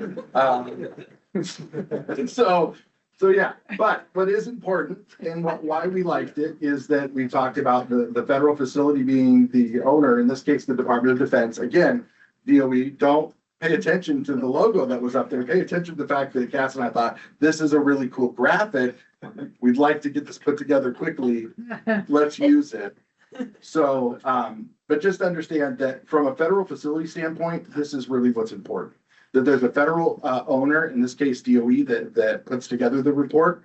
That there are both state and tribal partners that we work with in putting this together, and that the EPA has the role in reviewing, commenting, and confirming the lead agency, in this case DOE's assessment or issues, or we issue an independent assessment that could differ from what DOE is talking about. We'll talk about that later. All right, please move from this slide. Go ahead, Dr. Eastman. All right, so in preparing for a 5-year review, you generally assemble a team, people that, worked on the site, the federal agencies and the regulator team. The team can vary depending on the size and complexity of the site. You can have risk assessors be involved in it, hydrogeologists, technical experts, community involvement coordinators, attorneys, etc. And so at Hanford, we are preparing for the next 5-year review. We've been meeting regularly as a small team, kind of wondering, what do we need to prepare for the next 5-year review? It's been great meetings. And then part of preparing is also gathering the supporting data. So looking at everything that has happened in the past 5-year reviews. Have there been monitoring reports? Have there been rebound studies? What is the data showing us? And gathering all that information to use in the next part. The next slide. Well, and I guess one of the things too, what is an OU? An OU, and that's a good question. We sometimes in Hanford, we throw these around and forget to, it's an operable unit. So you've heard in other, like the discussion we had before, we're talking about the 200 IA1 OU. That's an operable unit. Or the 100 BC operable or OU, and that's an operable unit. So these are areas that we've drawn a line around that have a particular remedy or remedies in place that we are identifying as boundaries. So that's where you'll see OUs. And that remedy is documented in a decision document. Yeah, and one thing I will say too, I really have been, Cass and I talked about this earlier. DOE has been, and she just mentioned, DOE's been really good in inviting the regulators, ecology and EPA in very early to be able to say, hey, we haven't, I'm speaking months ago now. We're just thinking about putting together the schedule. Let's just start talking about what we want to see this year. What do we want to do? What do we need to tweak?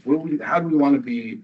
How do we want to make this report better? So DOE's done a really good job, in our opinion, at EPA, and I think ecology feels the same way too, of getting together very early, talking about some of these things, and been very open and receptive to some of the ideas that we've had. So this process has so far gone very, very well, and I really feel like the whole process will be a very positive process, and we'll end up with a very good report this year. Who are the DOE leads that you're interfacing with? So one of them is Ben Vanna. Do you know who Ben Vanna is? Yeah. He's right there behind you. So Ben Vanna, we have the same haircut, so it's easy to. Same flavor.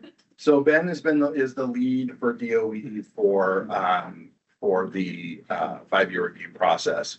And is it fair to say Tabitha and Alicia kind of tag teaming, depending on who needs to drop an elbow, they'll just tag each other and bring it in. But ecology's been between Tabitha and Alicia, and a couple others too have been involved. But Cass and I on the EPA side are the ones that are carrying our baton. So. All right, steps in a 5-year review. So notify the public, review key documents, assess contaminant levels, conduct interviews and site inspection, and write a report. So there's just kind of the broad overview of how the process goes.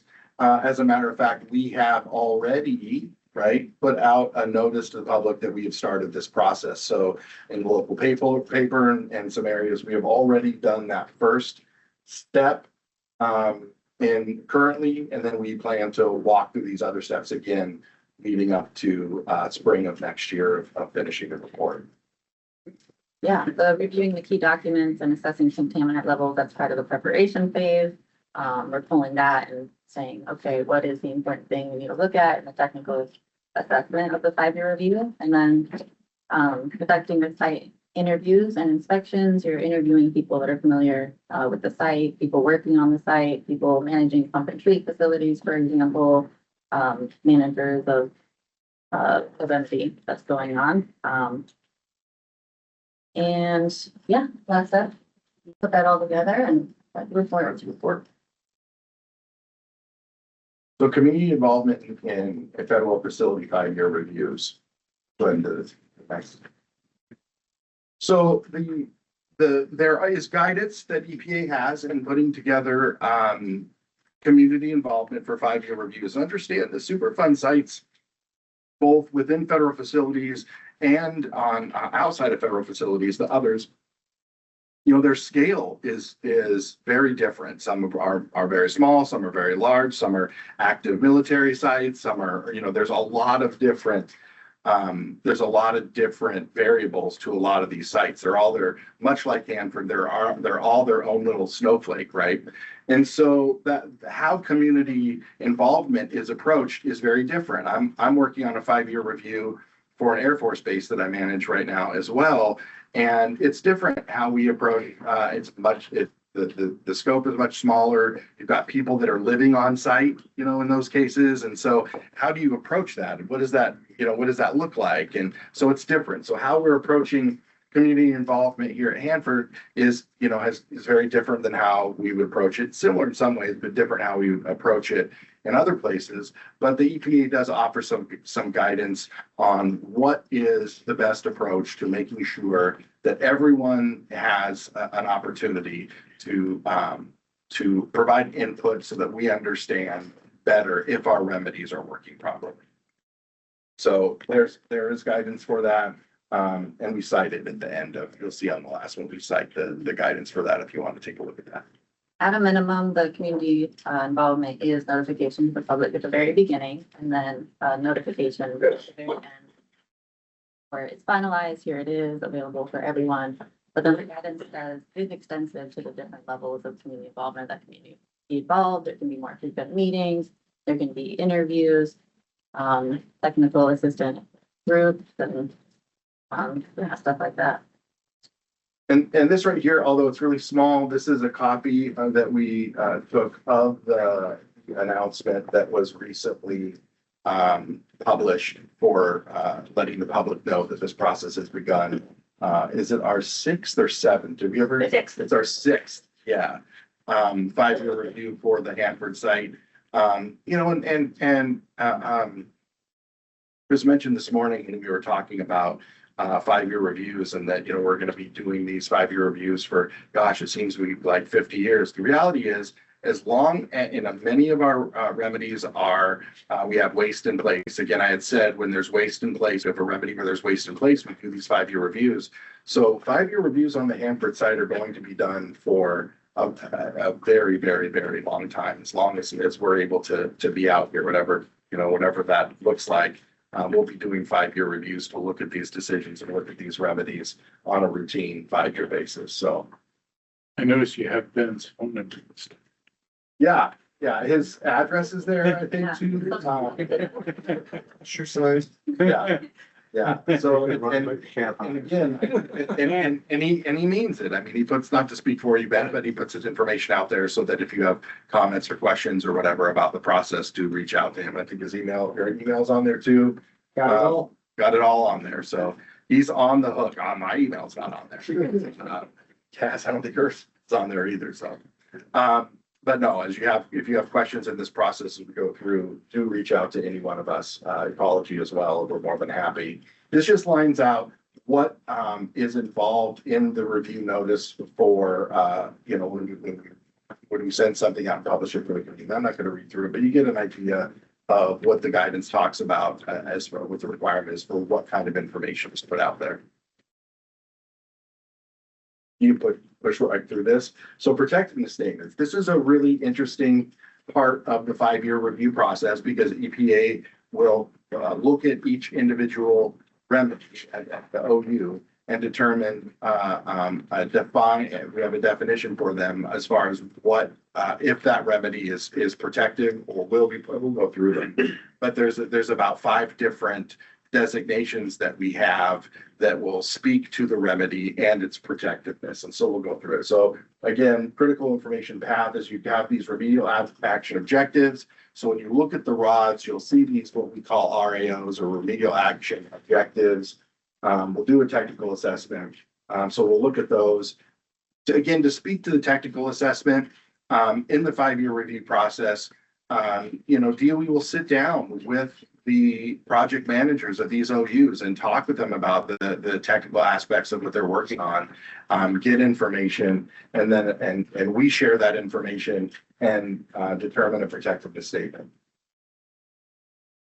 Yeah, we got about 5 or 6 slides on protecting the statements because it is the most important part of the 5-year review. It says, is it working? Does anything need to change? And, you know, once every 5 years, those are important questions to ask. Yeah, go ahead, next slide. So when you look at RAO objective components, you're talking about risk drivers, the media, the contaminants of concern, the pathways, receptors, current and future land use, purpose of the action to prevent, minimize, or eliminate, restore. So you're looking at those, you know, when you read RAOs or remedial action objectives, that's the kind of language that you'll hear in that. And they'll touch on each of those things. Oftentimes there's several RAOs that are associated with the remedy. Go ahead and go to the next one, Josh. So when DOE and the team get together and they're looking at the technical evaluation, they're considering those RAOs in the ROD. That's how they're viewing the remedy. So they consider the RAO. And those, that A, B, and C there is what we're looking at, right? Is the remedy working? Are those assumptions valid? And is there anything else to consider? It's kind of, we touched on that a little bit earlier, but yeah. Yeah, these are the 3 questions we asked during the technical assessment and that we wanted to answer. If the answer to yes is all 3, it's generally protective. Question C is very broad and where basically anything can be in there. And if there's new information to consider, it might not necessarily mean that, yes, this information needs to be considered and it's not protective. It could be considered and still be considered protective. You know, like a cleanup level can be lowered, but the remedy in place is still protective of that level being lowered. So it's basically anything you can think of goes into that question C. Like a little catch-all. So here are the statements, the determinations in a 5-year review when it comes to whether or not that remedy associated with the remedy in that process. Is it protective? Will it be protected once the remedy is completed? We have that in some of them if you look at past 5-year reviews. Protective in the short term, however, in order for the remedy to be protective, in the long term, follow-up actions need to be taken. Protectiveness cannot be determined until further information is obtained, and a time frame should be put in that process. So if you're making that determination, when will it be obtained is important. And then not protective unless the following actions, again, specific, are taken to ensure protectiveness. So those are the 5 protectiveness statements that are assigned to each of the remedies that are decisions that are in place that we review for a 5-year review process. Mm-hmm. I will add here that if an operable unit does not have a remedy in place, then it doesn't go through this. We can't determine if a remedy is protected if there is no remedy yet. Another one is the protectiveness deferred. If it's deferred and we don't have enough information to say that it is protective, then there needs to be a date. And usually that date is before the next 5-year review. So that is something that we are evaluating. We know we're going to evaluate in the next 5 years. And that can often be a 5-year review addendum where we can address whether it's protected or not in that addendum. What is reviewed for a protective statement? Again, one protective statement per OU, the correct protectiveness determination, adequate support for the technical evaluation is important, consistency with issues and recommendations, progress towards RAOs, standard format followed for protective state. There's a standard format that's followed. And this is what we were just talking about, where you're having specificities, right? Are you addressing the date? Are you addressing the issue? How, there's a process that we go through. And then if the site-wide protective statement is needed, well, yeah. A site-wide. No, go ahead. You're good. Is it one protectiveness statement per OU for contaminant of concern, or one protectiveness statement per OU that encompasses all the contaminants that might be? All the contaminants in the OU. It'll depend on the remedial action objective. Well, that's There right. might be different remedial action objectives for certain contaminants. So you're looking at those RAOs, right? And it could be that will affect the ultimate protectiveness determination statement if there's something going on with that particular RAO, or maybe not. And there could be one COC that drives the protectiveness statement being not protected by the site. And then the site-wide protectiveness statement, that can happen if all the sites are protective. Basically, you can just say all of this site is protective, which is not happening in Hanford yet. We'll get there. We'll get there. All right, thank you. Remedies considered not protective. So when we're talking about remedies that are considered not protective, what does that mean? So is there an immediate threat? Does migration contaminants, are they controlled or not? Is there potential for exposure is important, or that's clearly present, or the remedy that's in place cannot meet a new cleanup level? And we wrestle with that sometimes when we have changes in cleanup levels. So that's something that we have to look at. So all of those are components where we would look at and say, is this remedy, if it had been protective, is it still protective? If it's new, determining a new protective statement. All right, Josh. All right, Castle. Oh, there you go. All right, so follow-up actions. The 5-year review basically is a snapshot in time where you determine if anything needs to change or if everything's good. It's also a time to track issues and recommendations. So maybe looking forward, do we consider something to be an issue maybe moving forward? Those issues and recommendations are tracked from one 5-year review to the next. They're a list that we follow. And so this next 5-year review, we're looking at issues and recommendations from the last 5-year review and saying, okay, have we addressed these issues? And then if, protectiveness is deferred, we're evaluating those. Again, protectiveness deferred is meaningless. It's not protective currently, but it will be at a specific time. So again, being very specific about what that's being deferred to. So this is just a graphic on the review and submission process. So the lead agency, in this case DOE, submits a draft. Ecology and EPA will submit their comments, and so there's the opportunity for a cyclical review of that and talking about those comments.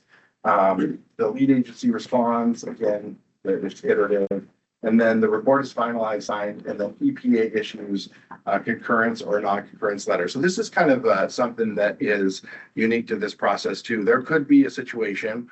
It is not something that we foresee, and it's the reason that we get together as a group to make sure that we all are seeing the same things or feeling the same way and are in agreement moving forward. With DOE being the lead agency though, I mean, and everything you're looking at is through the lens of EPA mostly. I mean, you get mission.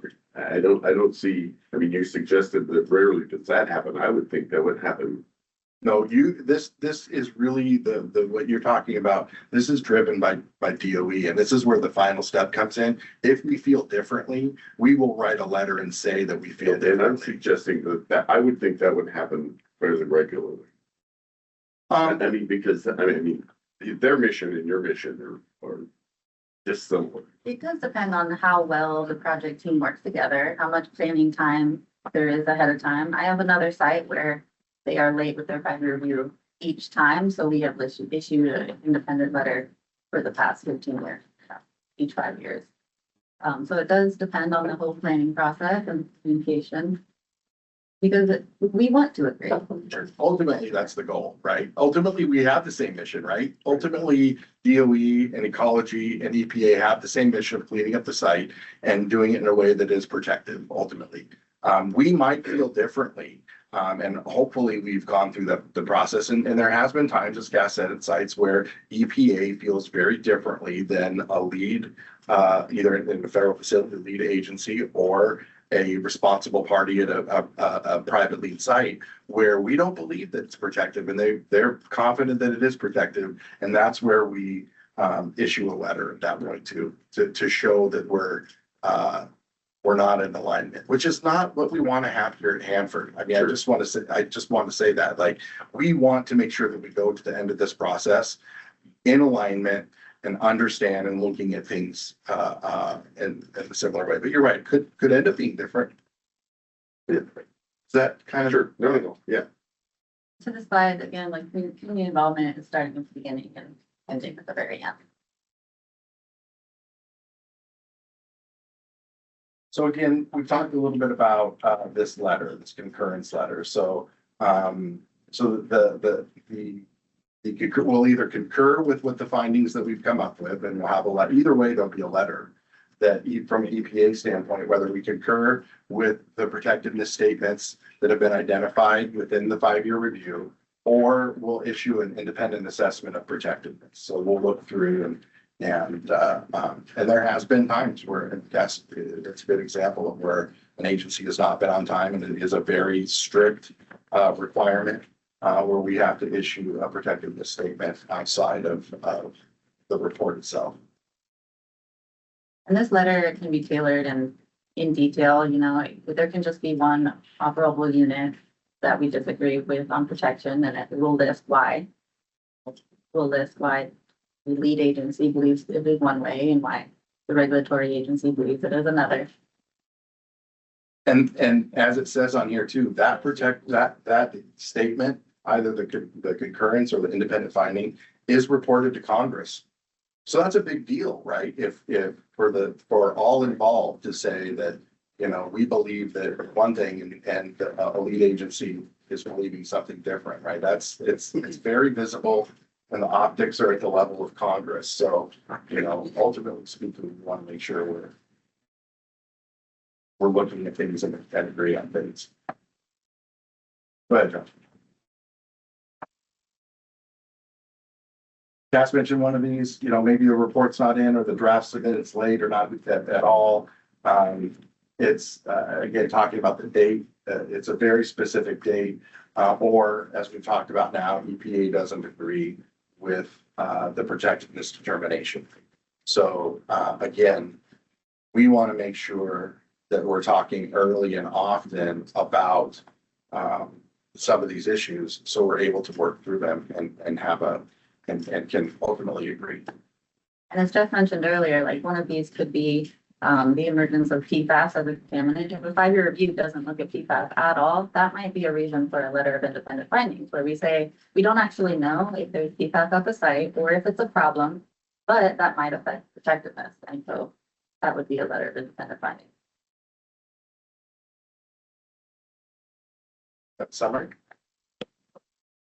To wrap it all up, what a 5-year review is, who does it, when it's done, and in 5 years, and why we do it.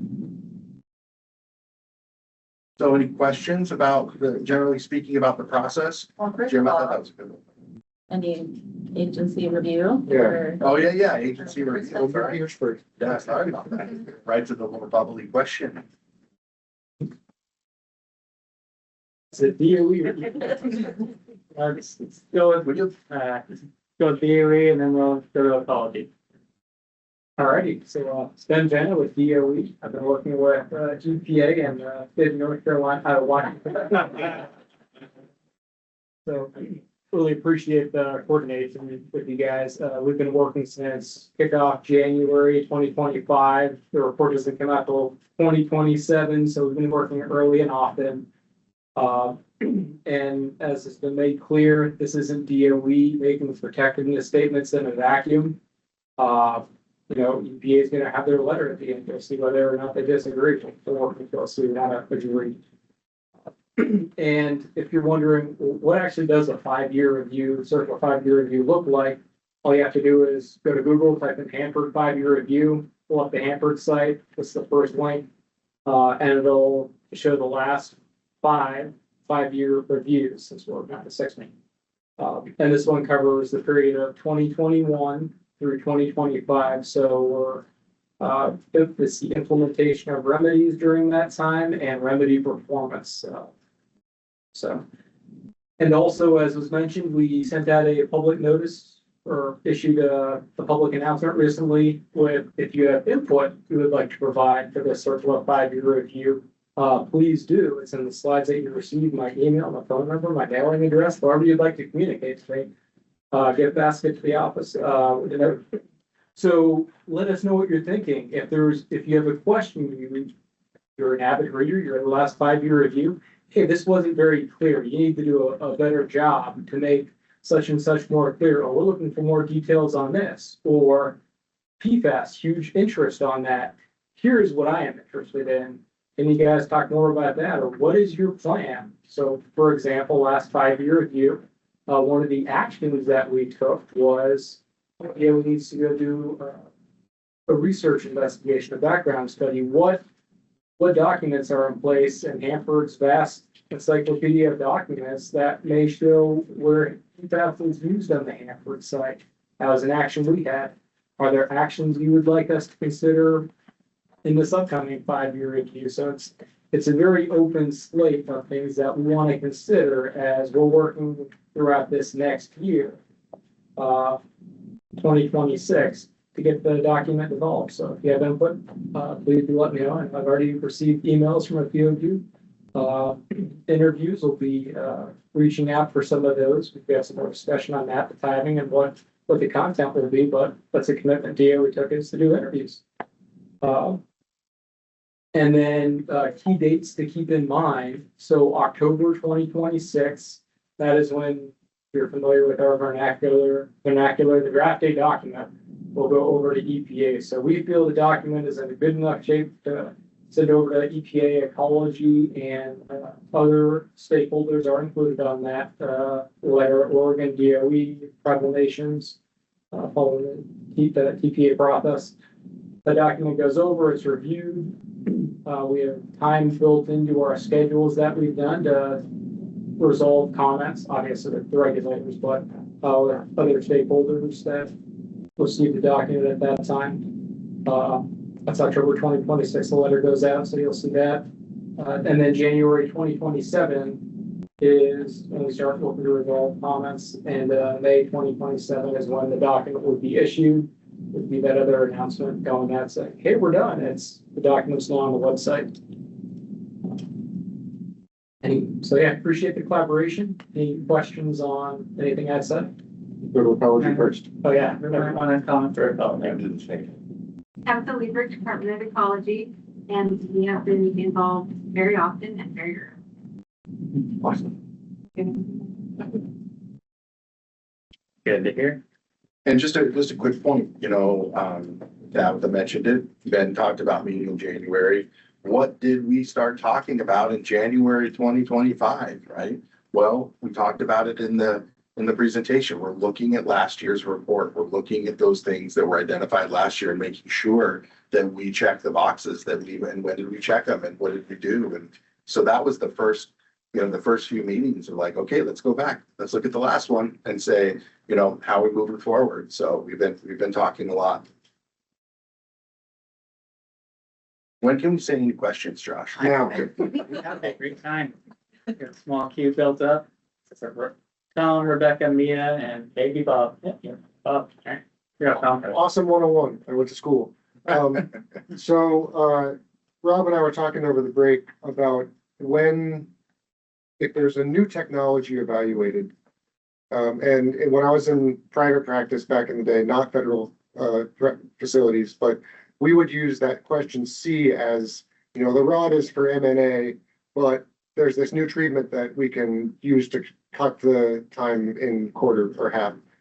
Is that something that is considered as part of the Hanford 5-year review, or is that sort of only for smaller sites?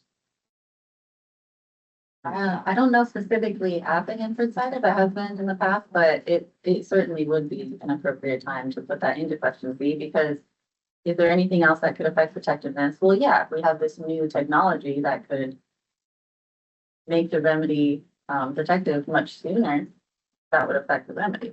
That would be the right area to put that.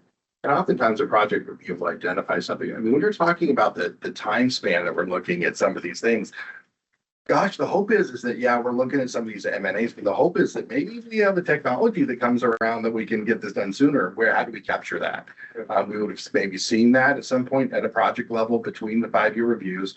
When you go through the technical assessment, say, hey, we've identified, PNNL did this study or whatever. And it's something that you might bring up as part of this, part C of that process. I don't know, Alicia, you've done some of these. Have you ever seen that? Absolutely. Yeah. Absolutely. Yeah. I've seen that at another federal facility where during the 5-year review, they identified, hey, we have this pump and treat system going, but it's actually not getting rid of the COCs and the spread of the plume as fast as we thought. So it will affect the remedy and when we thought we would get to remedy complete. So during that 5-year review, they recommended to do a data gap assessment. So that's what's going on with 5-year reviews. Awesome. Yeah. The last question I have is, how can we help? How can the HAB, I know there isn't a formal comment period on 5-year reviews, but would there be advice helpful, or is it just an inform and we're part of the informing part? Ben, do you have a comment about that, or do you have any thoughts on that? I'd say definitely part of the input process is what is on your mind about Hanford, about cleanup, about the performance of the sites that we have remedies at. It's very helpful for us to know whether or not the report is doing its job in terms of communicating to the public, whether or not things are protective. So if you read the last one and you're like, you know what, I'm not convinced, or that didn't make sense, or it needs this, or other chemicals that came out, or technologies, it's very open, the input that we're looking to receive, just to make sure that we've captured anything. So as we're working on it over the next year, we're looking for changes that could be made. Next up, we have Rebecca. So I'm wondering, I heard you talk about your committees that you form, but I'm wondering, have you ever had a worker on your committee? Like an actual boots on the ground, someone who actually goes in and does the work every day, just out of curiosity.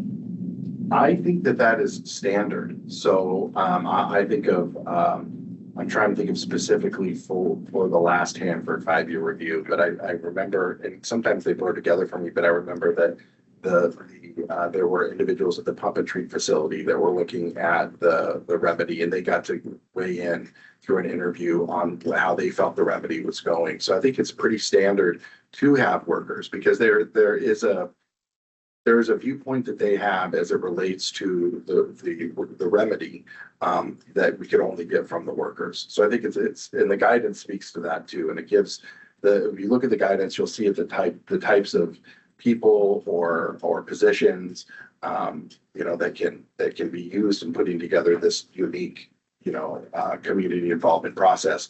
Current workers, past workers, retired, RPMs, remedial project managers, it gives a list of all kinds of different people and positions that could lend to a clearer picture of remedy protectiveness. I think in the past 5-year reviews, it has been during the site inspections that you interview the people working there. So like the manager of the conference facility, other people working directly with the project as part of those site inspections. Well, that's good to know. Just one comment, when you asked earlier about, is there something that we haven't thought of or something emerging or, interestingly, I was at the beryllium, the sidewalk beryllium, meeting yesterday. And, some concerns have come up as far as these cocoon reactors about some beryllium concerns. And so I don't know if that's something that you get into in the 5-year review. If you actually do, the cocoon reactors. But that's something that came up yesterday I thought was very interesting. Those operable units that have reactors that have been put in interim safe storage all have decisions based on them. So that information is good information to know going into the 5-year review. So it is something that I'm sure DOE would like to hear about and know and put together as part of their investigation into the protectiveness of the remedy. Okay. Thank you. Not to speak for you, Ben. Any and all comments? Yeah. Like we have Mia.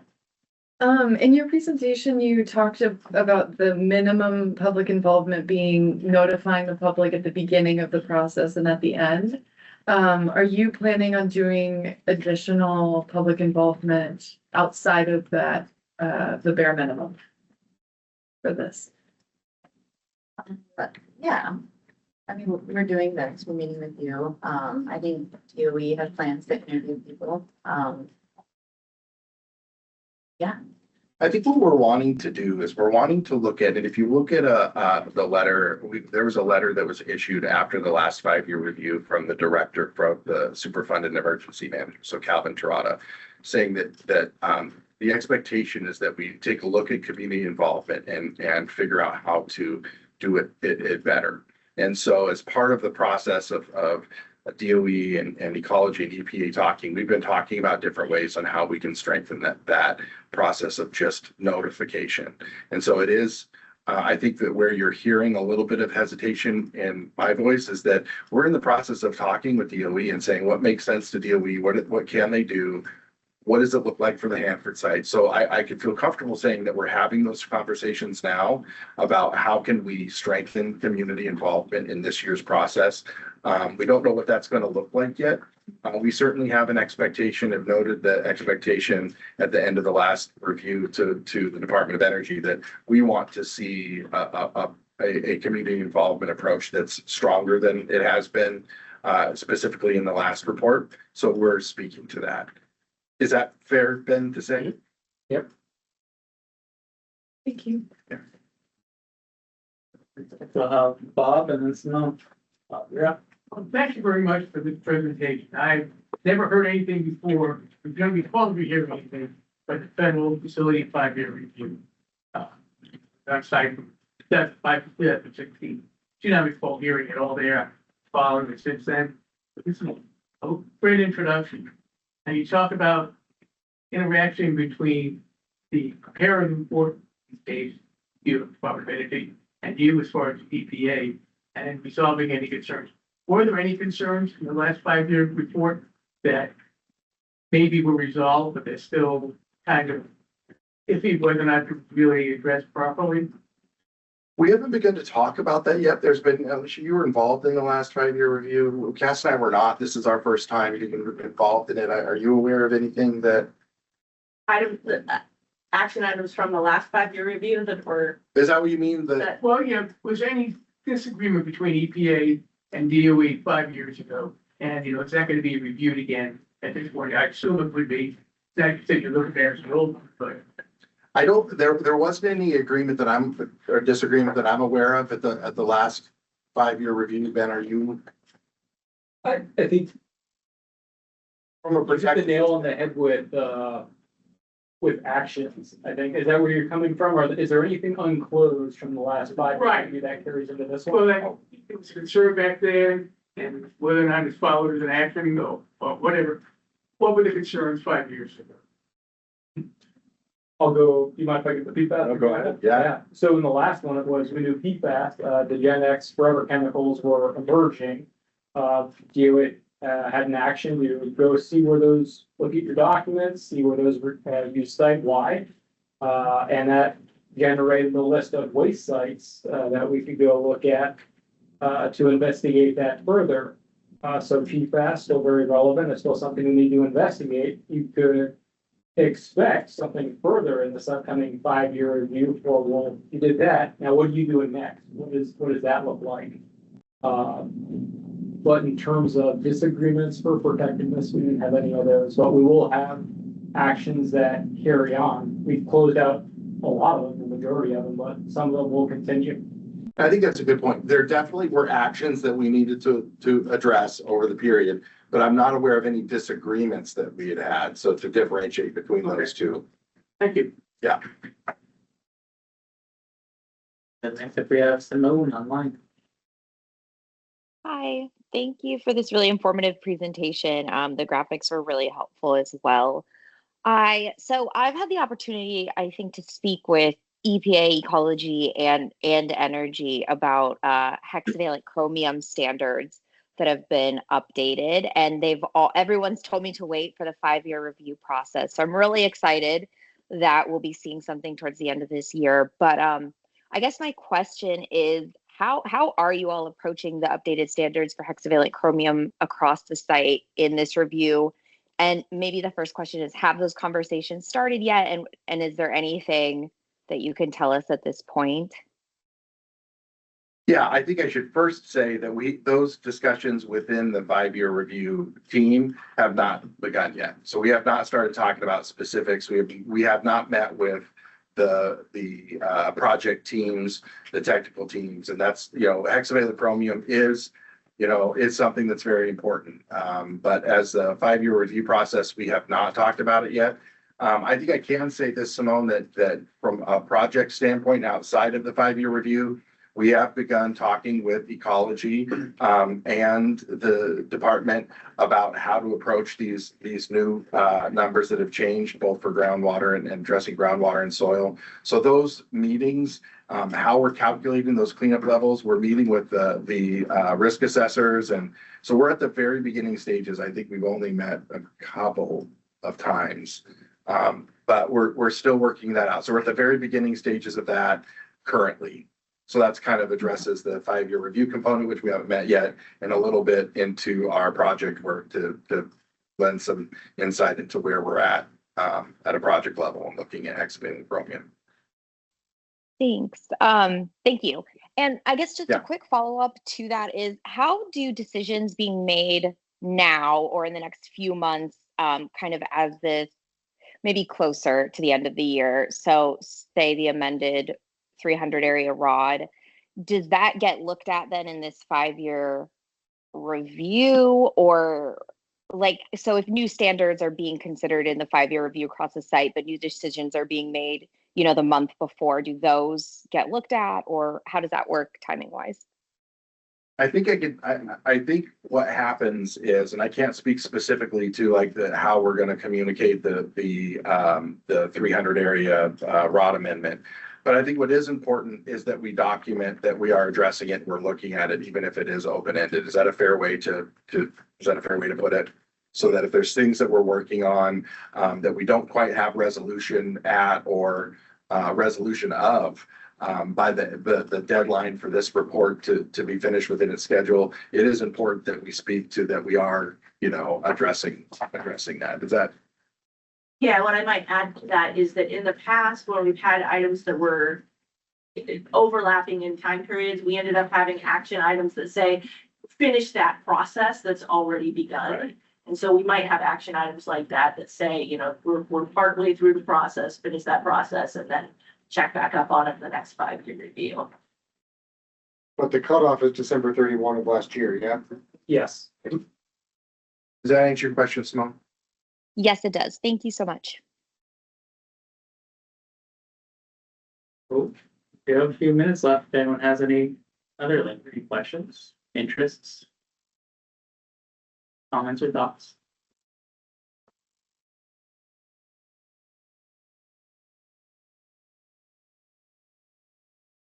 Thank you.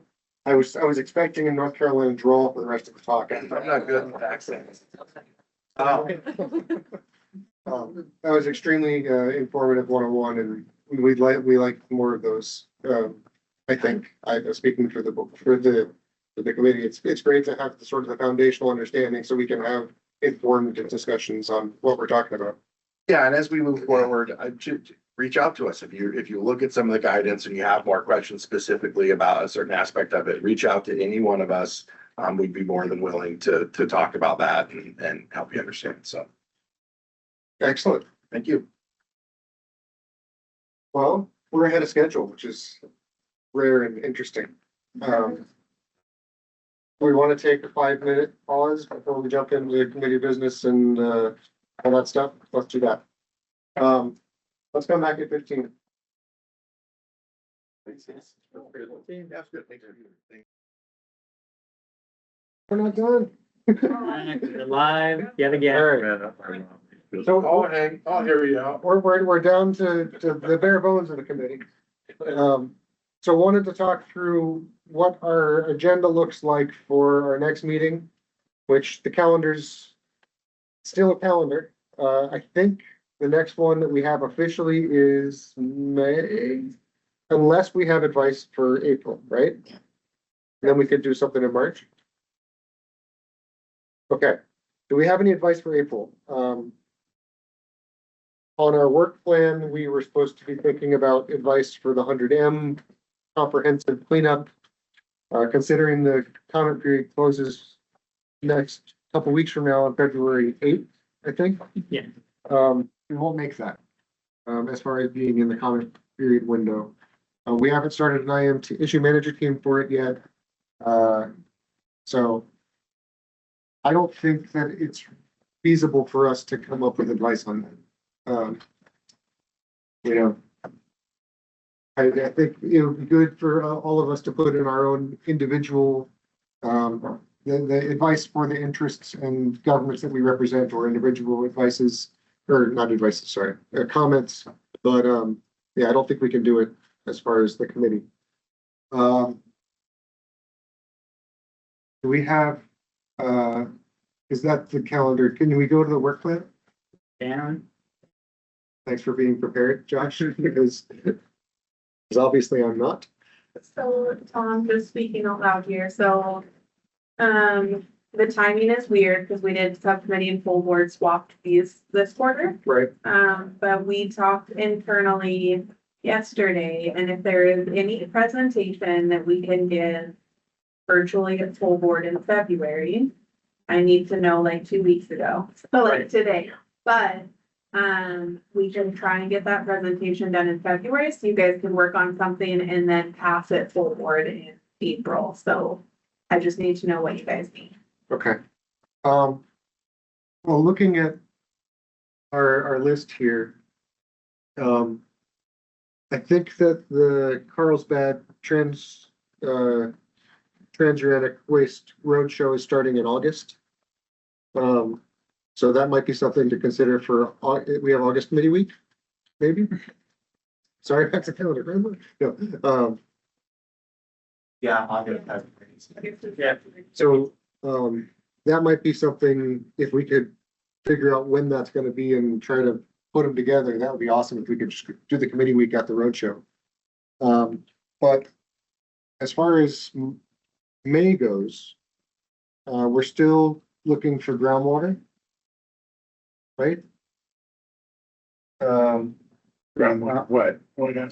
Just update on the groundwater monitoring report and the specific remedies like the uranium sequestration of 300 that is still out there floating. Actually, it's not floating. Hopefully it's sequestered. And then what else is on our, sorry, I'm making you jump. Well. Not sharing that. Are there things you need for those 2 pieces of advice though, so that you can start working on one of those before April? Oh, I don't think we can get the first one done before the comment period's over. So we're just not gonna do advice on that. Yeah, I think that would be a recommendation that we all submit comment individually. But even though I think that the board could pretty easily come to consensus that it's a great idea to do this optimization thing. I just don't see the timeline working unless someone thinks otherwise. It seems like a challenge. Again, the timing on that one was more, we hadn't missed our meetings on in the fall time, because we were originally going to agree to have on this topic. Yeah, November. That would let advice happen before the comment period ended. Right. So I mean, if the agencies want us to keep trying on it for advice on that and just have it outside the comment period, we could consider that. I thought the idea was to align it with the comment period. So I'll defer to, I mean, I think there's some advice that would be supportive, but I'm gonna write a comment letter. So As long as everyone has the opportunity to make a public comment, even if it's not a tab, I think that's great. okay. So then for the second one, Right. there's nothing we can do on that one either. Second advice is true. Yeah. I think that one should have the roadshow informant. Because we don't know what the outreach for transuranic waste shipping campaign looks like until we see what the roadshow is. And then we can say what's missing from that the local office can do. Is that, or the local tri-party agencies can do. So then it won't get done this fiscal year either. The one thing that Ray said about through that kind of sparked me was he was talking about the degrading condition of the present containers. And I think that if anything, we need a better briefing on that, on scope and how many and where they at.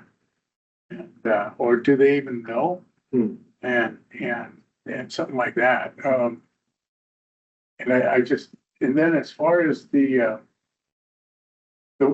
uranium sequestration, it's been a long time since we had somebody technically come in and tell everybody again what the sequestration is and why is it effective, and why in your remedial actions is it a good thing to do. Yeah. So there was the deep Vado sequestration that Peter and Nell talked about a couple meetings ago.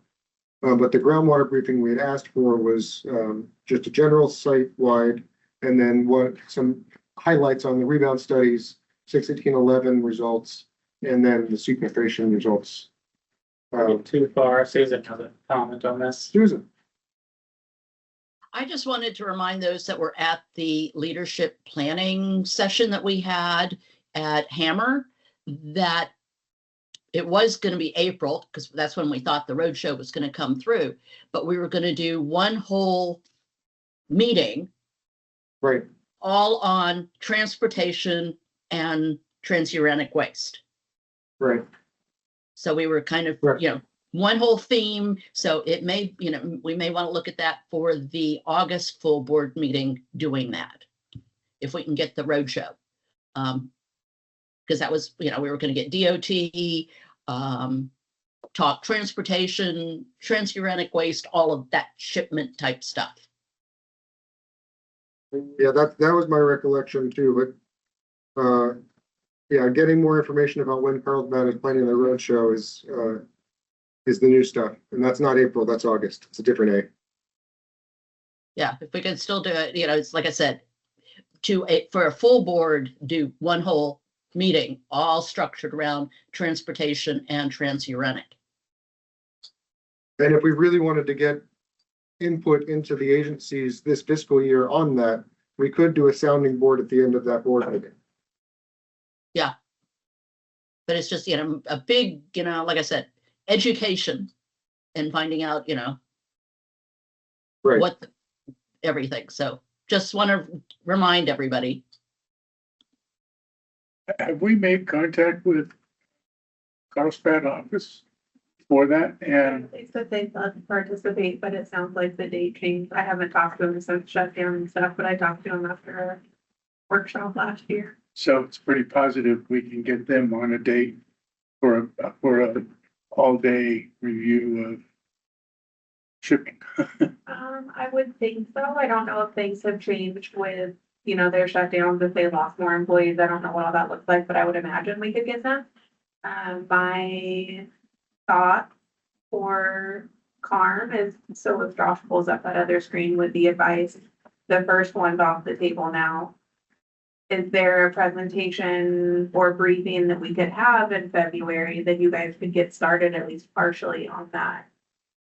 The truth. So I understand there could potentially be a sounding board after the Carlsbad Roadshow as well, but is there, do you have to have the roadshow to work on that second piece? I mean, realistically, if Carlsbad was willing to present at the February board meeting and just say, this is what we plan on doing with the roadshow, that could be a good leaping off point. If Carlsbad were to present at a board meeting, do they still have to go to Washington and get approval for something they would have to present here?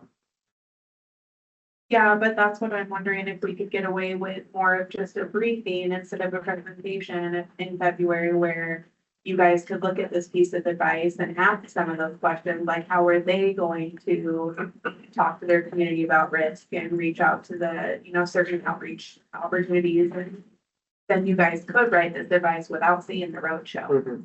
We could also reach out to WIPTAG, which is the Waste Isolation Pilot Plant Transportation Advisory Group, which is all the states in the corridor, and see if they'd be willing to send a rep. No one's coming for February, but if they have someone that could at least, Send a rep. yeah. Yeah. So if you have that point of contact, I can reach out, or if you've already talked with them, if you want to reach out and see. One of my coworkers is on that committee, so I can get you their Yeah, if official you can back. get that to me ASAP, then we can see if we can start having those discussions, and then we can add it. Right now, the only thing we have on the agenda for February, which has already had to go to headquarters so that they could approve the meeting, is just working time and approval time for the cleanup priorities advice and the co-advice. And then public comment, and that's it. So if we can add presentations to help support getting some of this advice moving, I'd like to do that. Okay. So we'll look into that and see. Susan was trying to jump in again. Hey, Megan, with all the personnel changes, who's the current DOE true project manager? It used to be Kelly Ebert. To be completely honest, I don't know, but I'll figure out who it is and see what they can. Someone in that group, but like you said, everyone kind of has these different hats on, so I don't know if they officially named someone or if it's kind of just got moved around. But I'll find out. Thank you. Yeah.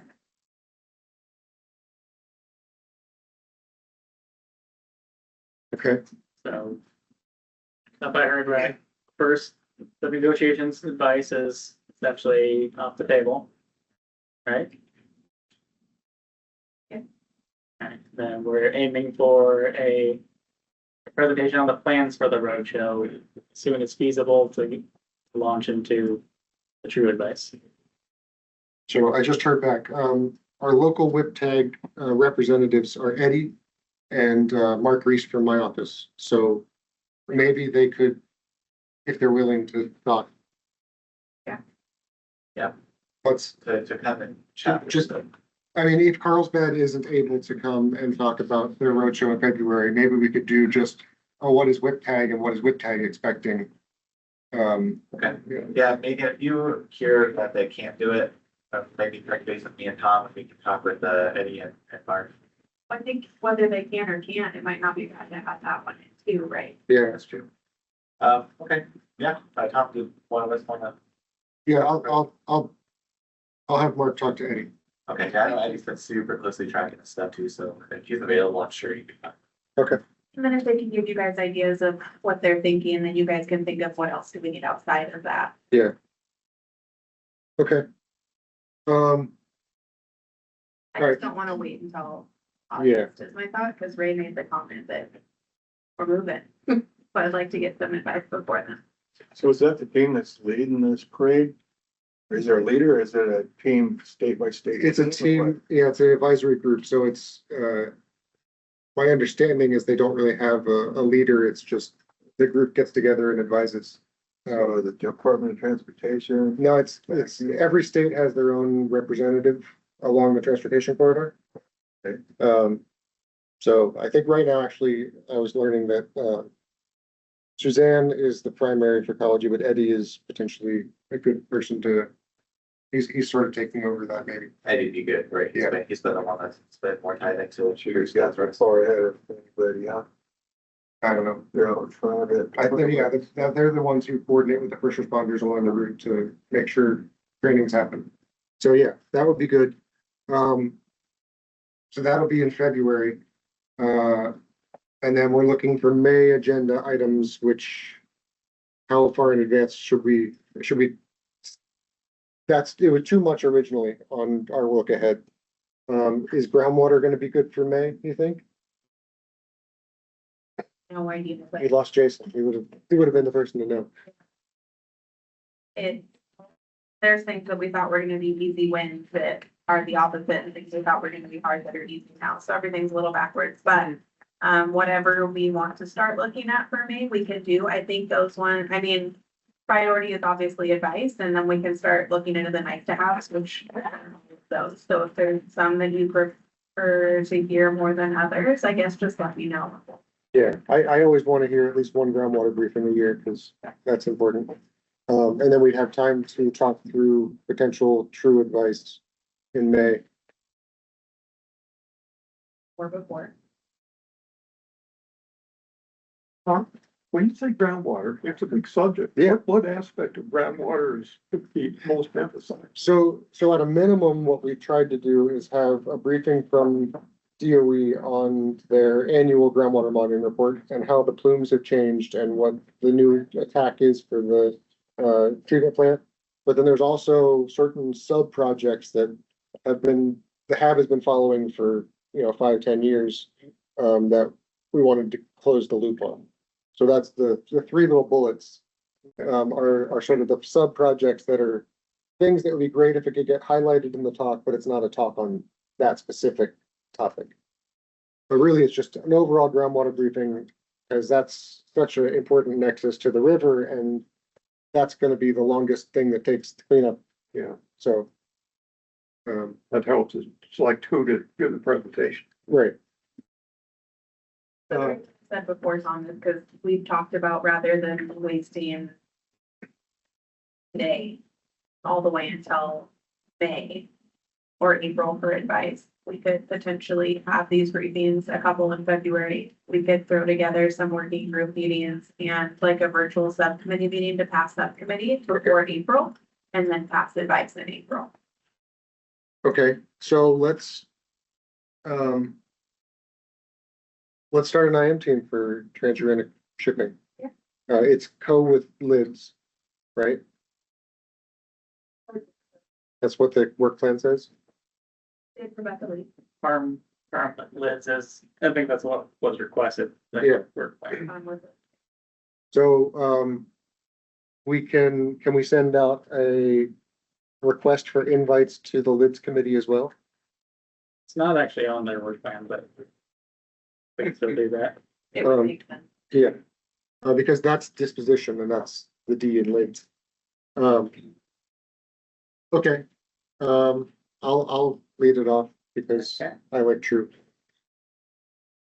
Who else would be interested in supporting the same team? Yeah, Mia, we got Chuck. All right, got the screen so I can see it. We got Jim. Members of the public can participate, just throwing that out there. Rob's in. So. Chris? No, Chris. Oh. And That's not online too. oh, it's got your hand up. Okay. Yeah. Okay. So we'll be looking for February to get information, and we'll have to make sure that that's clear that that information is has a focused audience as well as the full board. And then we'll have to, so if we have the ad hoc meeting in March, that would have to be towards the end of March. Yeah, whatever you guys think you need, I don't know. We have to look back from April. Yeah. Okay. So we definitely want to obviously meet in March to pass subcommittee and then whatever time you think you need. Some of the, I mean, obviously we need to have these discussions too, but some of it is just like, what are some of your ideas to reach more community members? You could probably start throwing some of that together.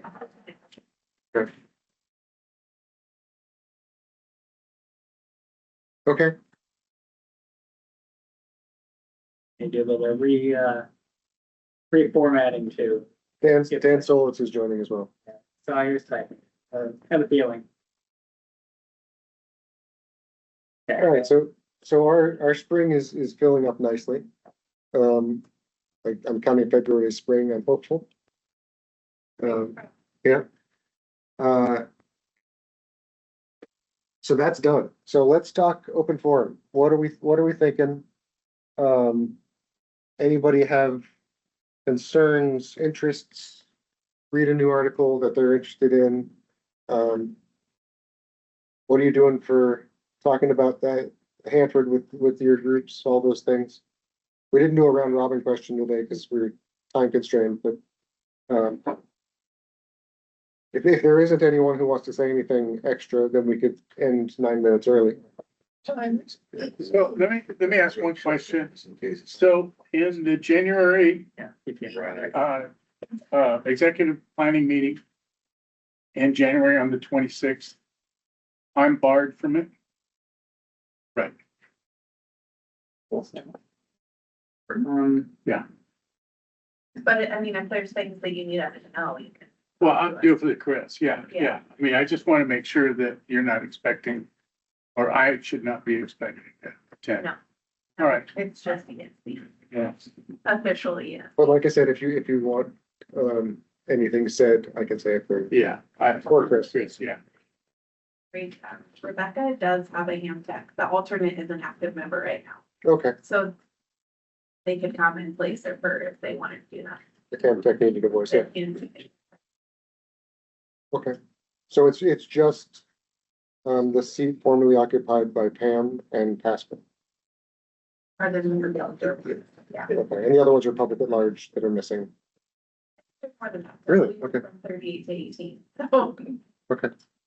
But he's speaking of seats that have nobody to represent them, not just one member out. I think. was Pam sitting here French? Yeah. Benton County. And her alternate was in the packet. Yeah. I have lists. I think we have a lot more lost than Okay. we're realizing, but I don't think they were. Well, and we don't need to take committee time for that, so. Yeah. Um, So yeah, it's more than just those two, but it's not any that were a big part before, so. if you're able to share that list, I would love to get it. Tom, I have a question for Simone, if she's on. She's looking like she's on. Simone, Jim wants to talk to you. Columbia River Keepers just posted on their social media site the other day that somewhere down the Columbia River, they're advising folks not to consume the fish, but it was for some horrendous chemical. What is it and what's causing it?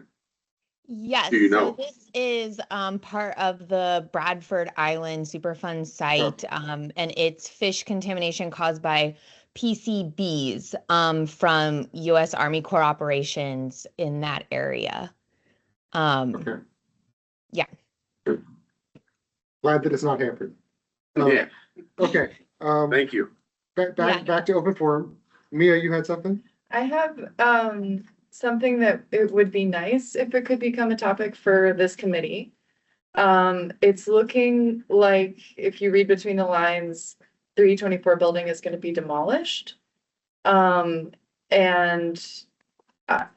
during the public meetings, any kind of question around the demolishing of 324 building, the agencies wouldn't answer it because it wasn't part of the comment period in the proposed plan. And so I'm wondering if it ends up being the decision, if we could have a meeting with this committee to talk about what that looks like. So, a demolition plan type discussion of what? Yeah, of the building and be able to ask questions. okay, Tom, in that thing I sent you, for the performance evaluation monitoring Yeah. plan, where it gave stuff for CPC, or, yeah, CPC for the next 3 years.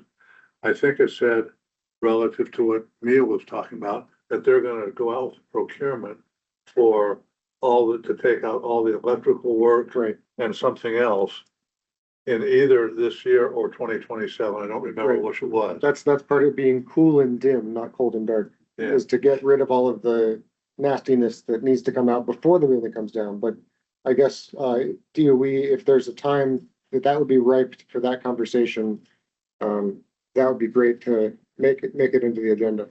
Because I haven't heard about it, like, I haven't heard anything either way, so, Yeah. It's gotta be a couple of years out before the buildings actually get demolished, but well, and my thought was if we're ever allowed to come up with our own advice, Right. we could write advice. or we could try to get it into the future work plan. Right. So that might be something to consider. As a presentation, of some of this current work plan, and it was actually, it's in current work plan, but it was requested last time we talked about this as a July half presentation.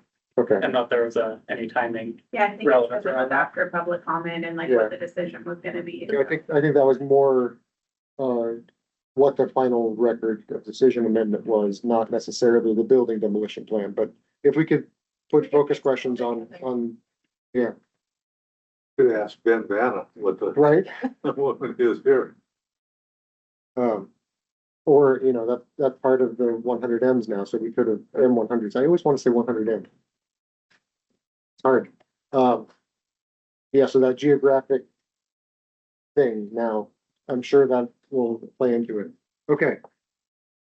Anything else that we needs to be on our radar? When are we, I guess not, the question isn't when.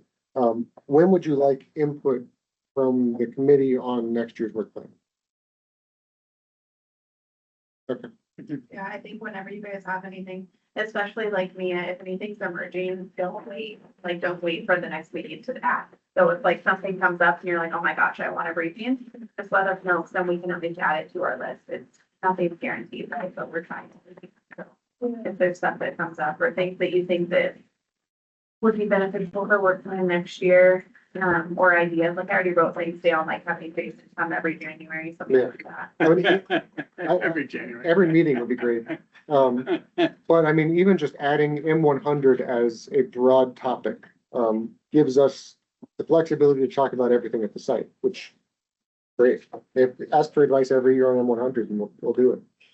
I would like to have transportation as a broad topic, because we have a large transportation group on site that has a lot of responsibility relative to anything shipped off site, as small as a sample, as large as waste, radioactive waste.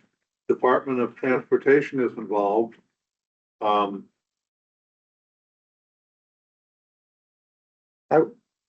I would suggest that is a committee of the whole, because community engagement, lids, tanks. But there's a lot of players in transportation.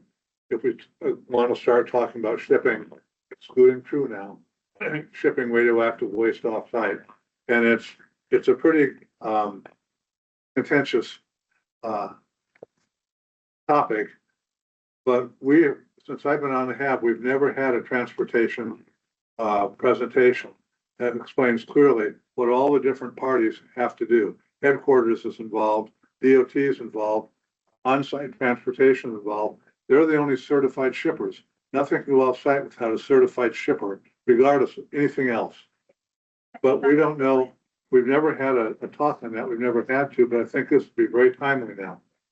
I think that was the plan for April when we thought Carlsbad was coming through, was we were gonna do like a big transportation month. So it's Carlsbad's not until August. Now we'll look and see if we're getting things there. Beyond the true stuff, I think something else, the possibility of tracking meeting was like the Oak Ridge EMS meeting, was it a year and a half ago now, Leah? There was a really great presentation that by DOE headquarters on the DOE's office of like packaging and transportation. That would be good. They were on the list, yeah. Okay, cool. Yeah. That's fine.